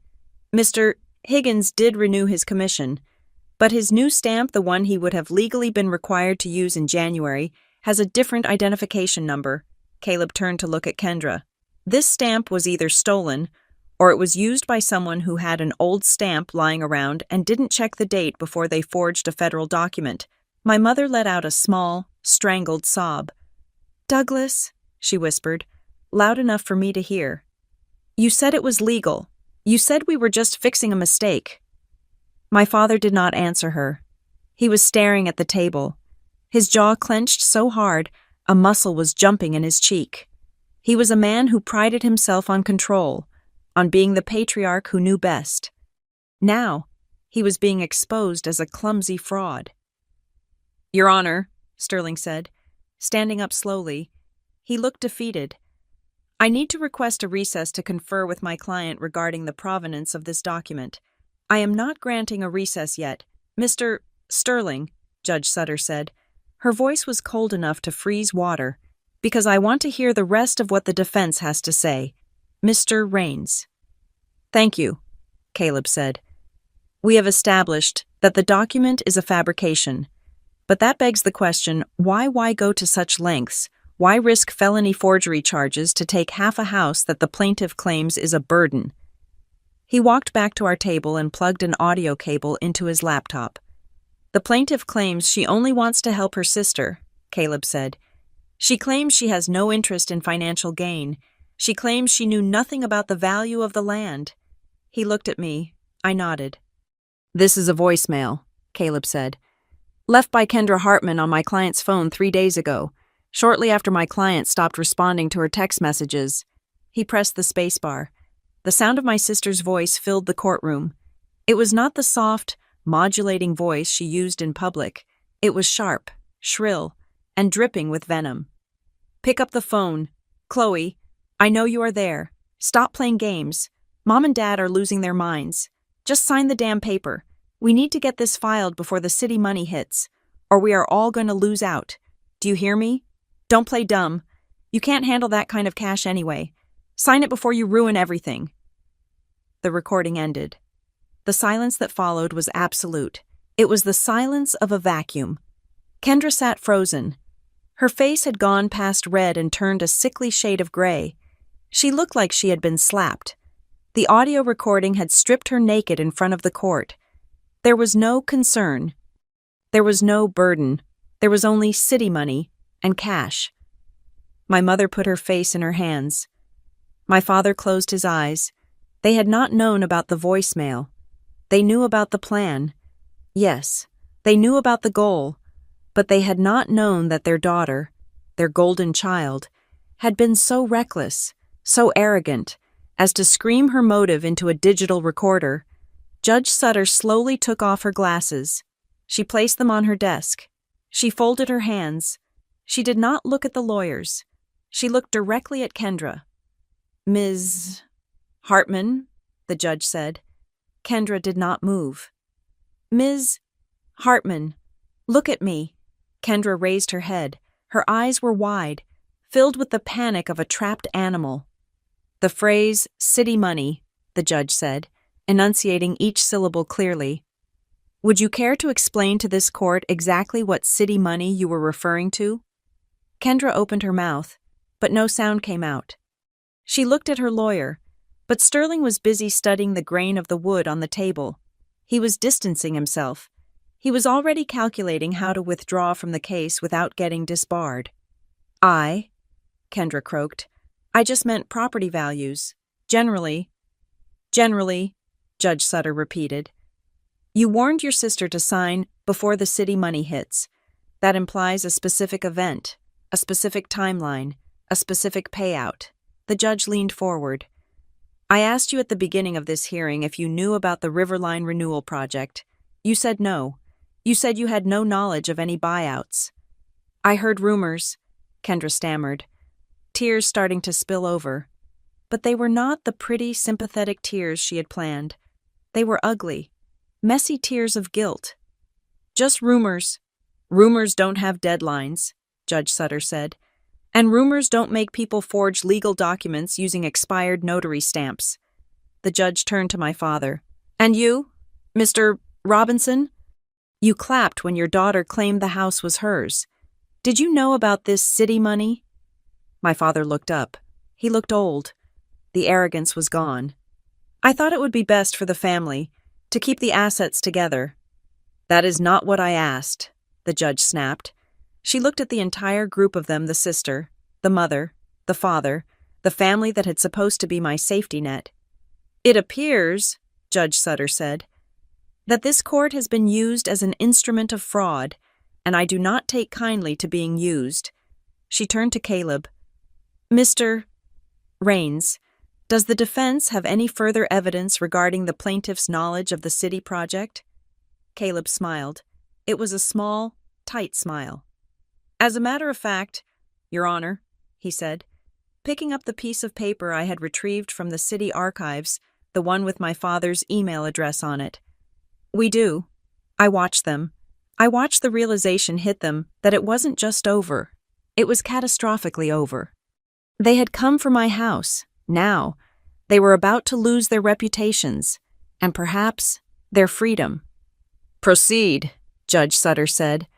The air in the courtroom had shifted from the stale, bureaucratic atmosphere of a civil dispute to the sharp, electric tension of a criminal investigation. My sister, Kendra, was still shrinking into her chair following the exposure of her voicemail, her face a mask of ruined arrogance. My father was staring at his hands, and my mother was weeping silently, a performance that no longer garnered any sympathy from the bench. But Caleb Raines was not done. He checked his watch, then looked toward the double doors at the back of the room.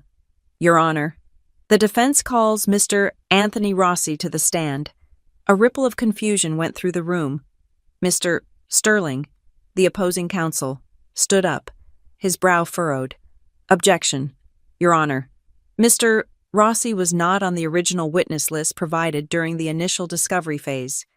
We filed an emergency amendment this morning at 8 o'clock, Caleb replied calmly. Given the nature of the financial discrepancies we uncovered late last night, his testimony is essential to determining the true intent behind the plaintiff's actions. Judge Sutter looked at her clerk, who nodded and handed her a fresh sheet of paper. The judge scanned it, her lips pressing into a thin line. Aloud, she said. The doors opened, and a man in a gray suit walked in. He looked nervous. He was clutching a leather portfolio as if it were a shield. He took the stand, swore the oath, and sat down, avoiding eye contact with the plaintiff's table. Please state your name and occupation for the record. Caleb said, Anthony Rossi. I am a senior loan officer at Wexford Valley Savings and Loan. Thank you. Mr. Rossi, are you familiar with the property at 412 Juniper Ridge Road? I am, Rossi said. And are you familiar with the defendant, Ms. Chloe Robinson, Rossi hesitated. He looked at me, then looked back at Caleb. I am familiar with the file under her name, yes, but I have never met Ms. Robinson in person until today. I felt a cold prickle on the back of my neck. I had banked with Wexford Valley for 10 years, but I used the downtown branch. I had never applied for a loan with a Mr. Rossi. Mr. Rossi, Caleb continued, pacing slowly in front of the witness stand. Did your bank receive an application for a financial product secured against the deed of the Juniper Ridge property within the last 3 months? Yes, sir. We received an application for a home equity line of credit, or HELOC, in the amount of $120,000. I gasped. The sound escaped me before I could stop it. $120,000. That was nearly half the value of the house before the buyout news. And who was the applicant listed on this request? Caleb asked. Chloe Robinson, Rossi said. The room seemed to tilt. I gripped the edge of the table. I had never applied for a line of credit. I had never even asked for a quote. And what was the status of this application? It was approved pending final signature, Rossi said. The credit check was run. The appraisal was waived due to the estimated equity, and the paperwork was prepared. Caleb walked back to our table and picked up a document. Mr. Rossi, I am showing you Defense Exhibit 4. This is a printout of the contact information associated with that loan application. Can you please read the email address and phone number listed for the applicant? Ms. Chloe Robinson. Rossi adjusted his glasses. The email listed is k.hartman.designs@gmail.com. The phone number ends in 4492. That is not my email, I whispered, and that is not my number. It was Kendra's. Caleb turned to look at my sister. She was not looking at the witness. She was staring at the table, her fingernails digging into the wood. So, Caleb said, his voice hard. We have a loan application in my client's name, using her social security number, but all correspondence was directed to the plaintiff. Kendra Hartman, is that correct? Yes, sir, Rossi said. Did the bank ever speak to Ms. Robinson directly? We attempted to call the number on file for verification, Rossi explained. The woman who answered identified herself as Chloe Robinson. She verified the social security number and the property address. She stated she was traveling for business and asked that all documents be sent via DocuSign to the email provided. Identity theft. It was not just a phrase anymore. It was a physical weight in the room. My sister had not just tried to sue me for the house. She had impersonated me. She had used my private information she likely got from our mother to take out a 6-figure loan against a house she did not own yet. But there is more, isn't there? Mr. Rossi, Caleb asked. A loan of that size, based on a single income, usually requires a guarantor or a co-signer, especially if the debt-to-income ratio is tight. Was there a co-signer on this application? Yes, Rossi said. Who? Rossi turned a page in his folder. Douglas Robinson. My father stood up. It was a violent motion, his chair scraping loudly against the floor. That is a lie, he shouted. His face was a mask of genuine shock. I never signed any loan. I never agreed to that. Sit down. Mr. Robinson, the bailiff, barked. Stepping forward, Douglas remained standing, his chest heaving. I didn't do it. I wanted the house back in the family. Yes, but I never signed a loan note.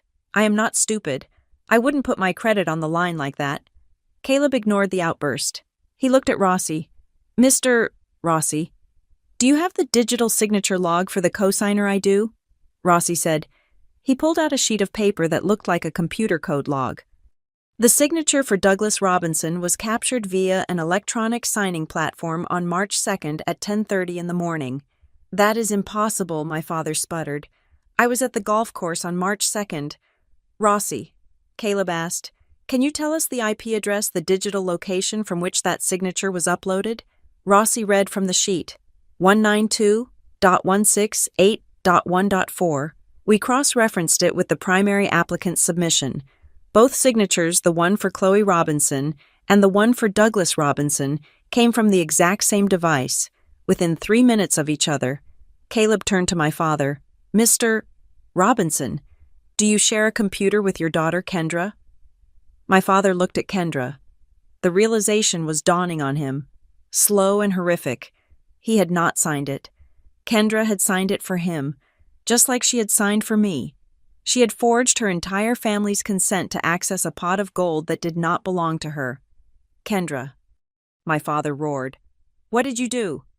Kendra stood up, her composure finally shattering completely. I was fixing it, she screamed, her voice shrill and desperate.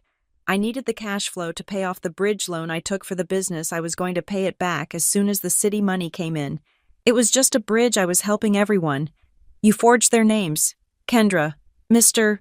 Sterling whispered, horror written all over his face. He began to pack his briefcase. I cannot represent this. I cannot be a party to this. Kendra turned to me, her eyes wild. You asked me to do it, she shouted, pointing an accusatory finger. You told me you were overwhelmed. You said, Kendra, handle the paperwork. I don't understand the taxes.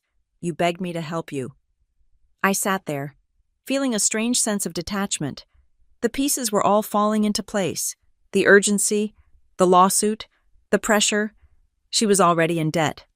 She had spent the money in her head before she even had it, and she had dug a hole so deep she was willing to bury me to fill it. I never asked you to get a loan, I said quietly. She did, Kendra shrieked, turning to the judge. She signed a permission slip. She gave me power of attorney. Caleb walked back to our table. He looked sad, not triumphant, just sad. Your Honor, Caleb said, the plaintiff is referring to a specific incident that occurred 2 months ago. We have a text message chain from that day. He displayed a new image on the screen. It was a conversation between Kendra and me. Kendra. Hey, Mom said you are stopping by for Sunday dinner. I have some insurance papers for the house that Mom thinks we need to update. Just standard liability stuff. Can you sign them so I can file them for you? It will save you a trip to the agent, Chloe. Okay, I trust you. Thanks for handling it. I stared at the screen. I remembered that Sunday. I remembered the smell of pot roast. I remembered my mother smiling at me, pouring me tea. I remembered a stack of papers on the counter. The top page was an insurance policy summary. Underneath, there were just signature pages. Your Honor, I said, my voice trembling. I stood up. Ms. Robinson, the judge asked. I trusted them. I said, I felt the sting of tears, not from fear, but from the sheer, pathetic reality of my own naivety. That day, my mother told me it was just insurance. She said, Chloe, you are so busy. Let Kendra handle the admin. She put the papers in front of me. I didn't read the bottom layers. I just signed.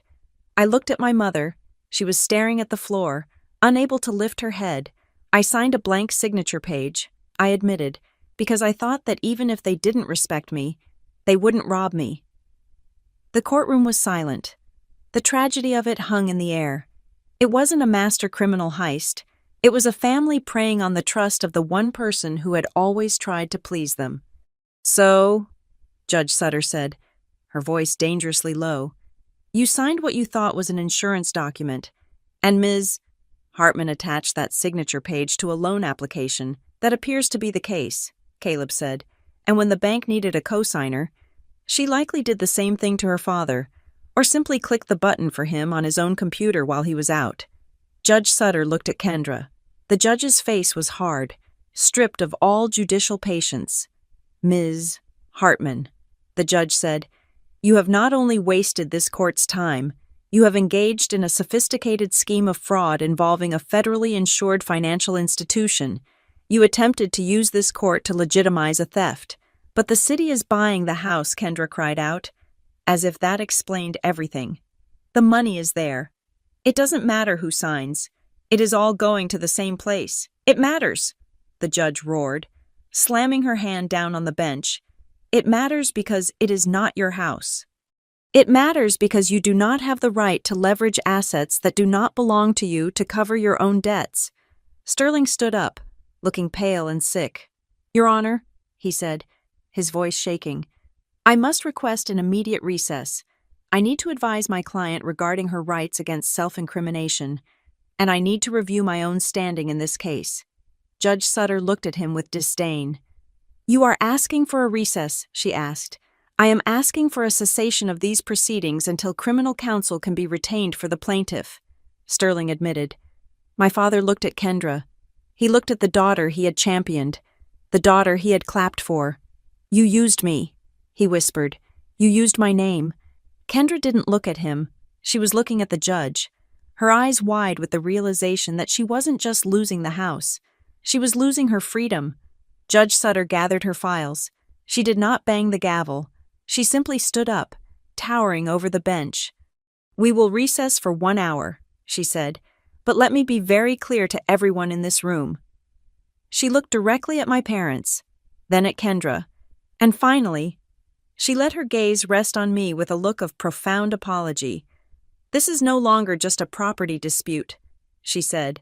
"This is a crime scene, and when I return, I expect the district attorney's office to be present."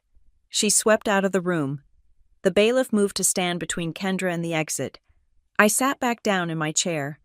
The adrenaline was fading, leaving me cold and empty. I looked at the binder in front of me, the receipts for the paint, the permits for the roof. I had fought to keep a house. I had ended up exposing a monster. Caleb put a hand on my shoulder. "Are you okay?" he asked. I looked at my sister, who was now sobbing hysterically into her hands while my father shouted at her, and my mother sat catatonic in her grief.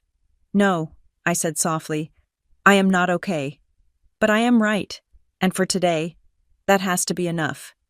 The recess lasted exactly 60 minutes, but it felt like a decade. When the bailiff opened the doors and called us back inside, the atmosphere in courtroom 4B had curdled. It was no longer the sharp, aggressive tension of a legal battle. It was the heavy, suffocating air of a funeral.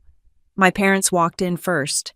My father, Douglas, looked as though he had aged 10 years in the hallway. His shoulders, usually pulled back in a posture of unearned confidence, were slumped. My mother, Marianne, had touched up her makeup, but it did nothing to hide the red blotches on her cheeks. They did not look at me. They did not look at Kendra. They looked like people who were waiting for a ceiling to collapse. Kendra entered last. She had composed herself, but it was a brittle, frantic sort of composure. Her eyes darted around the room, landing on the exit signs, the judge's bench, and finally, glaring with naked hatred at the back of my head. Her lawyer, Mr. Sterling, returned as well, though he sat at the very edge of his chair, creating a distinct physical distance between himself and his client. Judge Sutter resumed her seat. She did not waste time with formalities. "We are back on the record," she said. "Mr. Raines, before we address the serious revelations regarding the bank fraud, you indicated you had one final piece of evidence regarding the estate of the late Lillian Robinson. Please proceed." Caleb stood up. He didn't pick up a laptop or a remote control this time. He picked up the thick, white envelope I had found in the lockbox, the one with Lillian's spiky handwriting on the front. "Your Honor," Caleb said, his voice quiet and respectful. "Throughout this trial, the plaintiff has characterized the late Lillian Robinson as a confused elderly woman who left a dilapidated house to the wrong niece by mistake. They have argued that her will was a burden that the family needed to fix." He walked to the bench and handed the envelope to the bailiff. "This is a sealed addendum to Lillian Robinson's estate planning," Caleb continued. "It was found in a lockbox in the defendant's possession. The outside of the envelope reads, 'For Chloe if they ever take you to court.'" A murmur rippled through the gallery. Kendra's head snapped up. If Judge Sutter asked, taking the envelope. "Lillian was a perceptive woman," Caleb said. "She knew her family. She knew that the house on Juniper Ridge Road was going to be valuable, even before the official city announcement, and she knew that her brother and her eldest niece would likely try to challenge her decision to leave it to Chloe." Caleb turned to face the room. "This envelope contains a copy of the city option notice we discussed earlier, proving Lillian knew about the buyout, but it also contains a secondary testament, a conditional codicil to her will." "What are you talking about?" Kendra snapped. "There is no codicil. The will was probated 2 years ago." This is a testamentary trust document, Caleb corrected her. It was set up to trigger only under specific conditions. Your Honor, if you would please read the section marked the Peacekeeper Clause. Judge Sutter opened the document. She adjusted her glasses, and as she read, her eyebrows climbed higher and higher. This is unexpected, the judge murmured. Read it, please, Caleb said. Judge Sutter cleared her throat. She read Lillian's words into the record. I, Lillian Robinson, being of sound mind, hereby establish the Robinson Family Legacy Fund. This fund, consisting of my accumulated stock portfolio and bonds, currently valued at approximately $400,000, is to be held in trust. $400,000. I heard my mother gasp. It was a sharp, wet sound. Kendra's mouth fell open. They had no idea. Lillian lived like a pauper. She wore flannel shirts and drove a 20-year-old truck. They thought the house was the only thing she had. This fund, the judge continued reading, is to be distributed as follows: $100,000 to my brother, Douglas, $100,000 to my sister-in-law, Mary Ann, $100,000 to my niece, Kendra, and the remaining balance to my niece, Chloe. This distribution is intended to ensure that everyone in the family feels provided for. My father sat up straight. A look of desperate hope washed over his face. $100,000. It was a lifeline. I could see him doing the math in his head, paying off debts, fixing the mess they were in. However, Judge Sutter said. Her voice changed. It became harder. There is a condition. She flipped the page. This distribution is subject to a strict no-contest clause. If any beneficiary named above challenges the primary distribution of my real estate assets, specifically the bequest of the house at 412 Juniper Ridge Road to Chloe Robinson, or attempts to legally alter the ownership of said property through litigation, coercion, or any other legal instrument, they shall immediately forfeit their entire share of this legacy fund. The silence in the room was absolute. It was the silence of a bomb that had just detonated, leaving a vacuum where the air used to be. Judge Sutter looked up from the paper. In the event of such a challenge, she finished reading, the forfeited shares shall be consolidated and donated in full to the Wexford Glen Historical Society for the preservation of local architecture. Caleb looked at my family. By filing this lawsuit, Caleb said gently.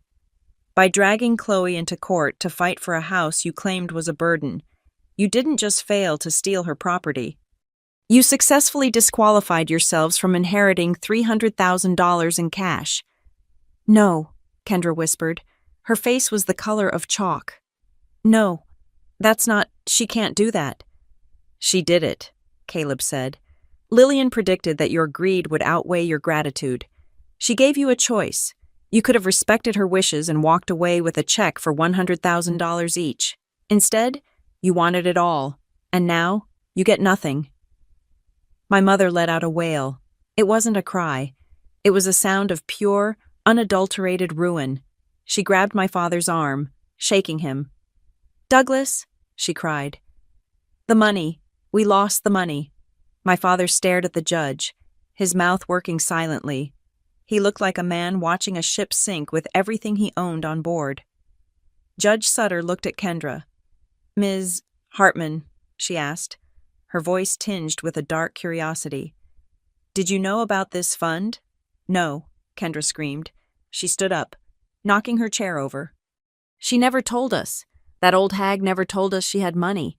She dressed like a hobo. How were we supposed to know? You weren't supposed to know, I said. I spoke for the first time in an hour. My voice was steady, cutting through the chaos. That was the test. Kendra, Lillian wanted to know if you were capable of being a sister, or if you were just a vulture. I think we have the answer. You knew, Kendra shrieked, pointing at me. You knew and you let us walk into this trap. I found out today, I said. Just like you.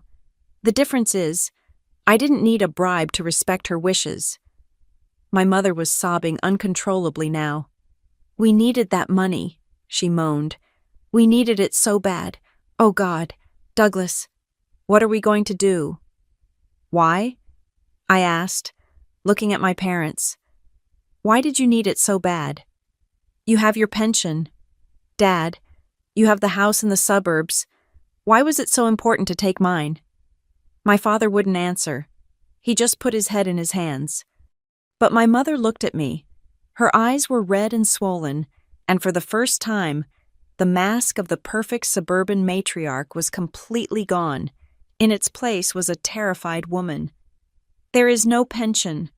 Chloe, she whispered. I froze. What? The business Kendra's business, my mother stammered, tears streaming down her face. She made some bad investments 3 years ago. She was going to lose everything. Her house, her car. We wanted to help. We thought she just needed a bridge loan. She took a shuddering breath. We mortgaged our house, she confessed. We took out everything, and then she lost that too. We are months behind. Chloe, the bank is calling every day. We are going to lose our home. I looked at Kendra. She wasn't looking at me. She was looking at the floor, biting her lip. So that's what this was, I said. The realization hit me like a physical blow. The buyout, the city project. It was a lifeline, my father said, his voice muffled by his hands. When we saw the email about the eminent domain about the premium payout, we thought it was a miracle.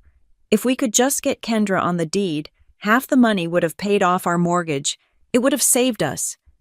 And what about me? I asked. The question hung there.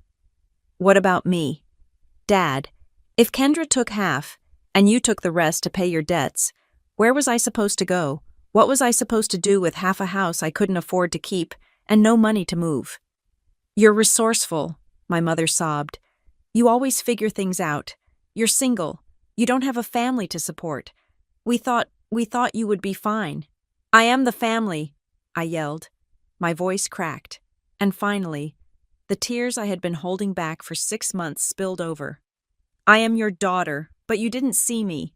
You saw an asset. You saw a piggy bank you could break open to save your favorite child.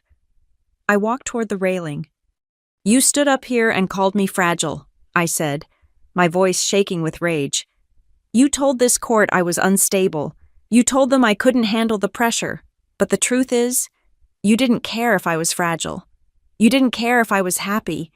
You only called my phone when you realized my house was going to turn into cash. I wiped my face with the back of my hand. You call me the responsible one because it's convenient. I told them, it means you don't have to worry about me. It means you can use all your energy protecting Kendra. Well, look where that got you. You protected her right into a felony charge, and you protected yourselves out of an inheritance that would have solved all your problems. Chloe, please, my mother begged. We can fix this. We can drop the suit. Maybe the judge can invalidate the clause. She looked at Judge Sutter with desperate eyes. Your Honor, if we withdraw if we say it was a mistake. Judge Sutter looked at my mother with a mixture of pity and disgust. The clause was triggered the moment you filed the affidavit. Mrs. Robinson, the judge said coldly, you cannot unring a bell. The court accepts the validity of Lillian Robinson's trust. The funds are forfeited. Kendra let out a sound that was half scream, half laugh.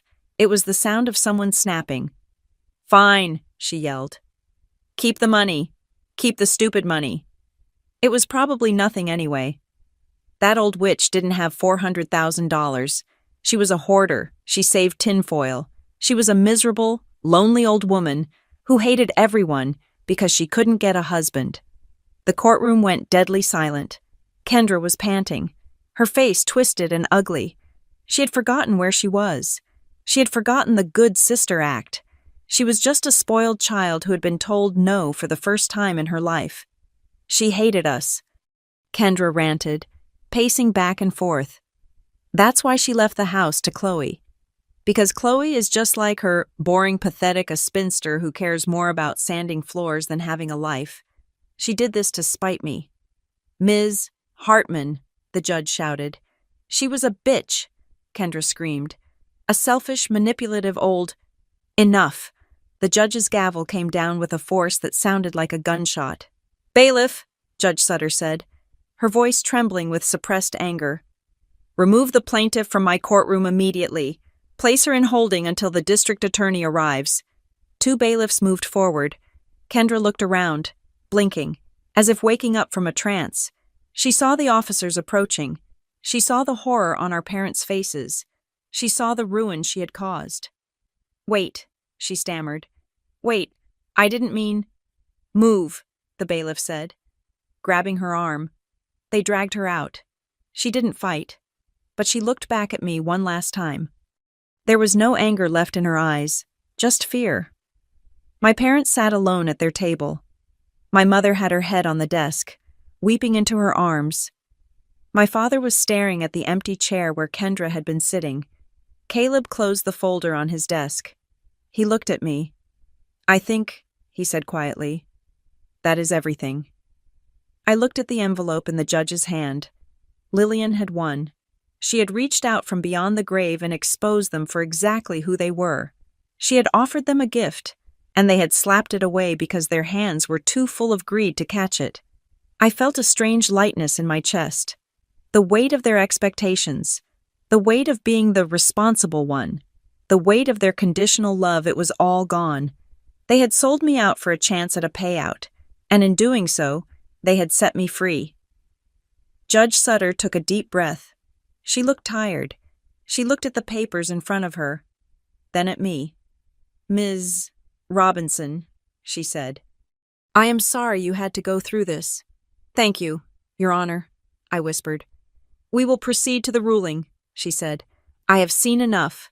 The bailiff returned to his post, and the heavy wooden doors swung shut, sealing the fate of the Robinson family inside the 4 walls of the courtroom. The air was no longer electric.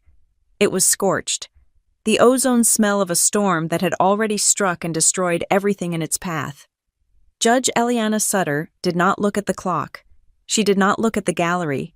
She arranged the stack of files in front of her with a deliberate, terrifying slowness. She uncapped her fountain pen, made a final note, and then clasped her hands together. "Please rise," the bailiff said. We stood.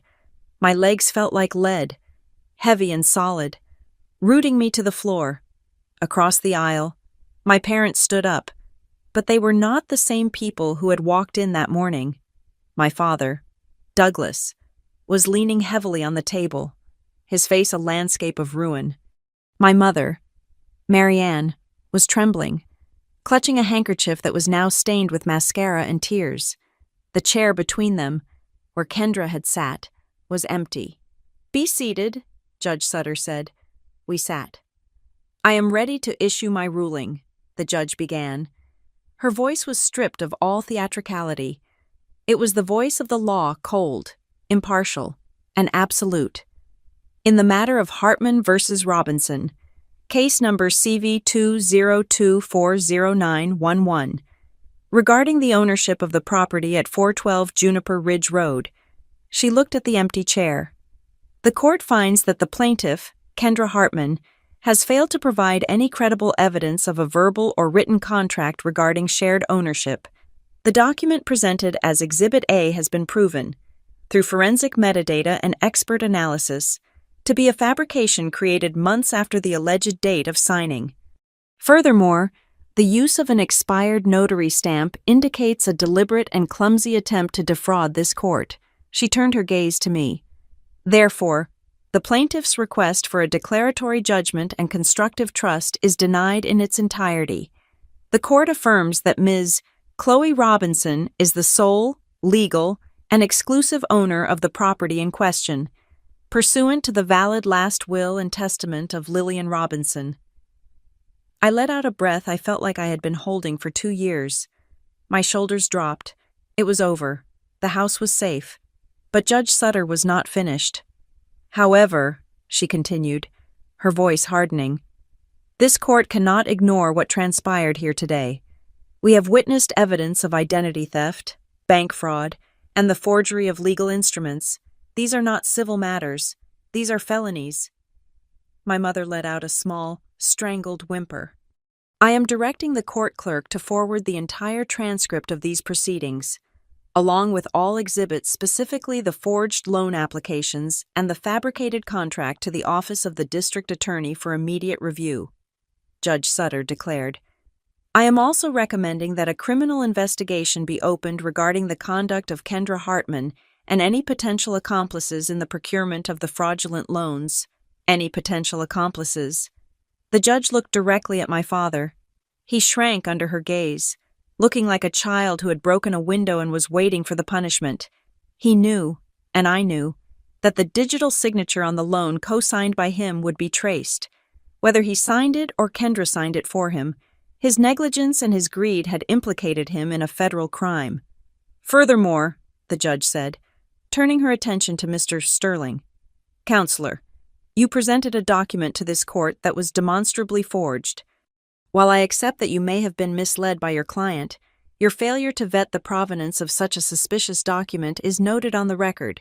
I will be forwarding a complaint to the State Bar Association for review of your due diligence protocols." Sterling went pale. He stood up, buttoning his jacket with shaking hands. "Understood, Your Honor." "Finally," Judge Sutter said, looking at me, "Ms. Robinson." "Yes, Your Honor," I said. "I am issuing a permanent restraining order against Kendra Hartman. She is to have no contact with you, directly or indirectly. She is not to come within 500 feet of your home or your place of employment. Given the financial predation we have seen today, I am also suggesting you lock your credit and conduct a full audit of your accounts." She paused, and her expression softened. Just for a moment. "You have defended your home, Ms. Robinson. I hope you find some peace in it." She banged the gavel. "Case closed." The sound was final. It echoed off the mahogany walls, signaling the end of the war. Mr. Sterling did not look at my parents. He packed his briefcase with frantic speed and practically ran out of the courtroom, likely rushing to distance himself from the radioactive fallout of the Robinson family. I stood up and began to pack my binder. My hands were shaking, not from fear, but from the adrenaline crash. I felt lightheaded. My parents remained seated. They looked paralyzed. They had walked in here expecting a victory lap, expecting to strip me of my assets to save themselves from their own financial incompetence. Instead, they had lost everything. They had lost the lawsuit. They had lost the inheritance from Aunt Lillian.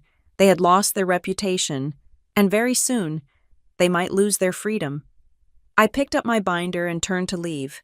I had to walk past them to get to the aisle. I didn't look down. I kept my eyes on the double doors at the back of the room. "Chloe?" The voice was weak. It was my mother. I stopped. I didn't turn my body, just my head. She was looking up at me, her eyes red and desperate. She reached out a hand, as if to touch my sleeve, but stopped short.